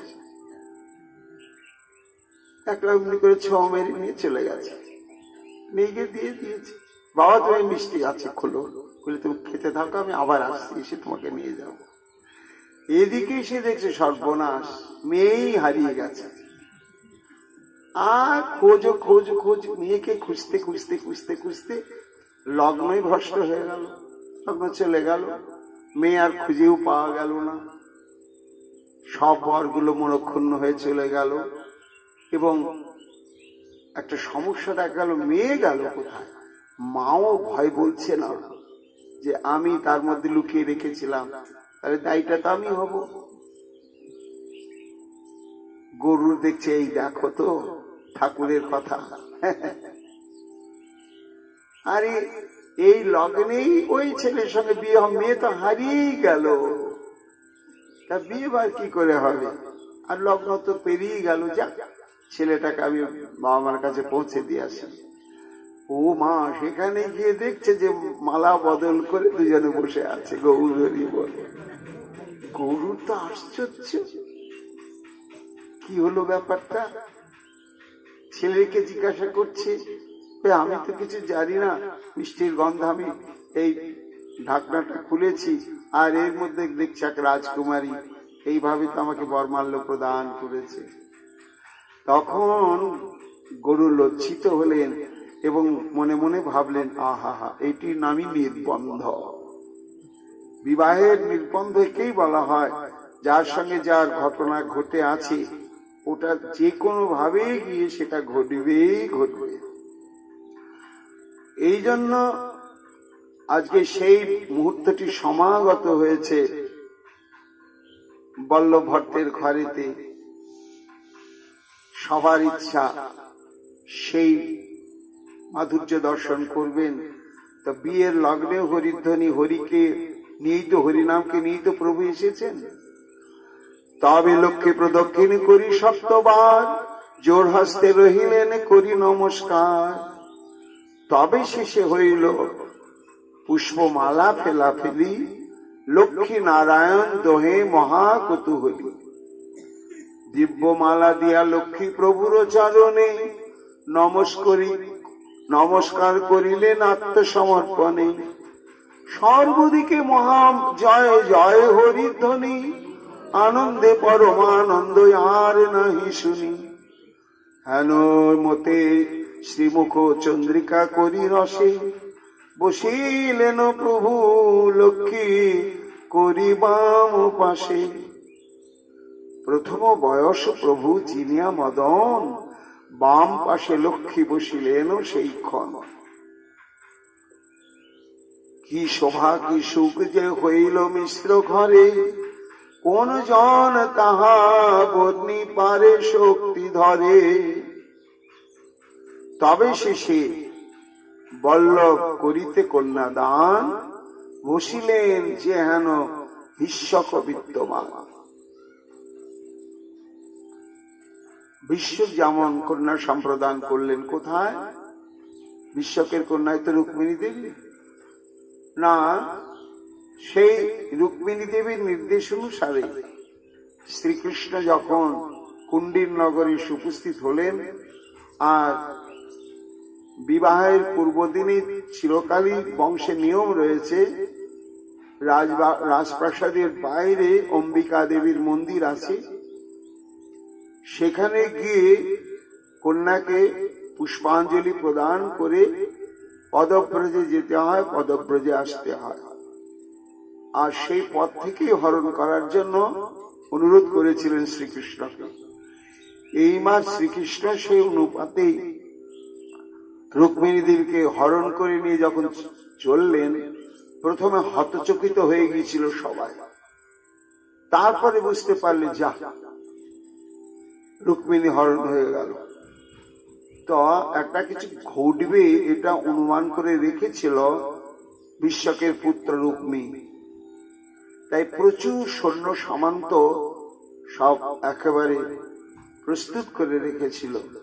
সমস্ত সৈন্য সামন্তকে নিয়ে ঝাঁপিয়ে পড়লেন কৃষ্ণের উপরে, প্রতিজ্ঞা করলেন যে কৃষ্ণকে হত্যা করে এই রুক্মিণীকে যদি আমি এই কুণ্ডির নগরে ফিরে আনতে না পারি, আমি আর জীবনে এই রাজপ্রাসাদে ফিরে আসব না। ভয়ঙ্কর যুদ্ধ আরম্ভ হলো। যুদ্ধে পরাজিত হয়ে গেল রুক্মিণী। শ্রীকৃষ্ণ তাকে হত্যা করতে উদ্যত হলেন। রুক্মিণী কাঁদতে লাগলেন, প্রাণনাথ আমার দাদা গো, ওকে প্রাণে মেরো না, অন্য কোন শাস্তি দাও, কিন্তু ওকে মেরে ফেলো না, আমাকে বড় স্নেহ করত। ভগবান হাসলেন, তারপরে তাকে বিকৃত রূপ করে দিলেন, দিয়ে ছেড়ে দিলেন। ওই তো ছেড়ে দিলেন, তো আর কুণ্ডির নগরে রুক্মিণী ফিরল না, চলে গেল অন্যত্র গিয়ে আবার রাজ্য স্থাপন করেছিলেন। শ্রীকৃষ্ণ তখন রুক্মিণীকে নিয়ে অযোধ্যা শ্রীকৃষ্ণ দ্বারকায় উপস্থিত হলেন। হয়ে সেখানে ঠিক সামাজিক ভাবে বিধি মতে বিশাল বিবাহ অনুষ্ঠান শুরু হলো। তখন বিদর্ভ নগর থেকে আমন্ত্রণ জানানো হলো, রথ পাঠানো হলো বিদর্ভ রাজ বিশ্বককে নিয়ে যাওয়ার জন্য। এবং সেখানে যথাবিহিত ভাবে যেভাবে কন্যা সম্প্রদান হয়, বিশ্বক সেইভাবে কন্যা সম্প্রদান করলেন শ্রীকৃষ্ণকে। সেই কথা এখানে বলছেন যে তবে বল্লভ কন্যাদান বসিলেন হেন বিশ্বক বিদ্যমান, যে চরণে পাদ্য দিয়া শঙ্কর ব্রহ্মার, জগৎ সৃজিতে শক্তি হইল সবার। হেন পাদ পদ্মে পাদ্য দিলা বিপ্রবর, বস্ত্রমাল্য চন্দনে ভূষিয়া কলেবর। যথাবিধি রূপে কন্যা করি সমর্পণ, আনন্দ সাগরে মগ্ন হইলা ব্রাহ্মণ। তবে যত কিছু কুলো ব্যবহার আছে, পতিব্রতা গণ তাহা করিলেন পাছে। বিবাহের পরে কিছু দেশাচার, স্ত্রী আচার আছে, সে সমস্ত ওই মায়েরাই করে থাকেন। সেসব হলো সেই রাত্রি তথায় থাকি, তবে আর দিনে নিজ গৃহে চলিলেন প্রভু লক্ষ্মী সানে। লক্ষ্মীর সহিতে প্রভু চড়িয়া দোলায়, আইসেন দেখিতে সকল লোক ধায়। গন্ধ মাল্য অলঙ্কার মুকুট চন্দন, কজ্জলে উজ্জ্বল দুই লক্ষ্মী নারায়ণ। সর্বলোক দেখি মাত্র ধন্য ধন্য বলে, বিশেষে স্ত্রীগণ অতি পড়িলেন ভোলে। বহুকাল এবা ভাগ্যবতী হর গৌরী নিষ্কপটে বসিলেন কত ভক্তি করি। সব দেখছেন আর চিন্তা করছেন যে এই লক্ষ্মীপ্রিয়া পূর্ব জন্মে নিশ্চয় হরগৌরীর উপাসনা করেছিলেন, না হলে কখনো এমন স্বামী পাওয়া যায় না। অল্প ভাগ্যে কন্যার কি হেন স্বামী মিলে, এ হর গৌরী হেন বুঝি কেহ বলে। কেহ বলে শচী ইন্দ্র রতি বা মদন, কোন নারী বলে এই লক্ষ্মী নারায়ণ। লক্ষ্মীপ্রিয়া মহাপ্রভুকে দর্শন করে এইসব উদ্দীপন হচ্ছে। কে বলছে দেখ দেখ লক্ষ্মী নারায়ণ, কে বলছে না না ঠিক রাম সীতা, কে বলছে না না সে দেবরাজ ইন্দ্র এবং শচী দেবী, কে বলছে না রে সাক্ষাৎ কন্দর্পদেব আর তার স্ত্রী রতি যেন যাচ্ছে। হেন মতে নৃত্য গীত বাদ্য কোলাহলে, নিজ গৃহে প্রভু আইলেন সন্ধ্যা কালে। তবে শচী দেবী বিপ্র পত্নী গণ লইয়া, পুত্র বধূ ঘরে আনিলেন হর্ষ হইয়া। দ্বিজয়াদি যত জাতি নটবাজনিয়া, সবারে তুষিলেন ধন বস্ত্র ভাগ্য দিয়া। এইভাবে মহাপ্রভুর গার্হস্থ লীলার প্রবেশ ঘটল। আবির্ভাব হরিনামকে আশ্রয় করে হয়েছিল। মহাপ্রভু এই গার্হস্থ লীলা অর্থাৎ বিবাহ লীলাটিও হরিনাম সহযোগেই সুসম্পন্ন হলো। এইবার বৃন্দাবন দাস ঠাকুর বলছেন, এটা তো মহাপ্রভুর বিবাহ, তো সাধারণ একটা বিবাহ, এটাও কি আমাদের শ্রবণের দ্বারা কিছু লাভ আছে? নিশ্চয় রয়েছে। যে সময়ে প্রভুর বিবাহ পূর্ণ কথা, তাহার সংসার বন্ধন না হয় সর্বথা। অর্থাৎ লক্ষ্মী বিষ্ণু প্রিয়া শ্রী বিষ্ণু লক্ষ্মী প্রিয়া মহাপ্রভু এই বিবাহ অনুষ্ঠান কথা যারা সাক্ষাৎ শ্রী ভগবান স্বরূপ শক্তির সঙ্গে জগতের কল্যাণের জন্য জগৎকে তিনি দেখাবেন যে গৃহস্থ হয়ে কিভাবে ধর্মানুষ্ঠান করতে হয়, ধর্ম পালন করতে হয়, সেটি আচরণ করে তিনি দেখাতে এসেছেন। এই জন্য শুধু ভজন শিক্ষার আচরণ শেখাতেই যে মহাপ্রভু এসেছেন তা নয়। একজন প্রকৃত গৃহস্থের কর্তব্য কি? কেন চারটি আমাদের আশ্রম, একটি হচ্ছে ব্রহ্মচর্য, একটি গৃহস্থ, আর একটি বানপ্রস্থ, আর একটি সন্ন্যাস। এই চারটি আশ্রমের মধ্যে শাস্ত্র বলছে সর্বশ্রেষ্ঠ আশ্রম হচ্ছে গৃহস্থ আশ্রম। কেন না বাকি তিনটি আশ্রম এই গৃহস্থ আশ্রমকে আশ্রয় করে তাদের অস্তিত্ব বজায় রাখে। ব্রহ্মচারী ওই গৃহস্থের উপরে নির্ভরশীল, বানপ্রস্থী সেও গৃহস্থের উপরে নির্ভরশীল, সন্ন্যাসী বা ত্যাগী তারাও ওই গৃহস্থের উপরে নির্ভরশীল। এই জন্য এই গৃহস্থ ধর্মকে বিভিন্ন দিক থেকে শ্রেষ্ঠ বলা হয়েছে।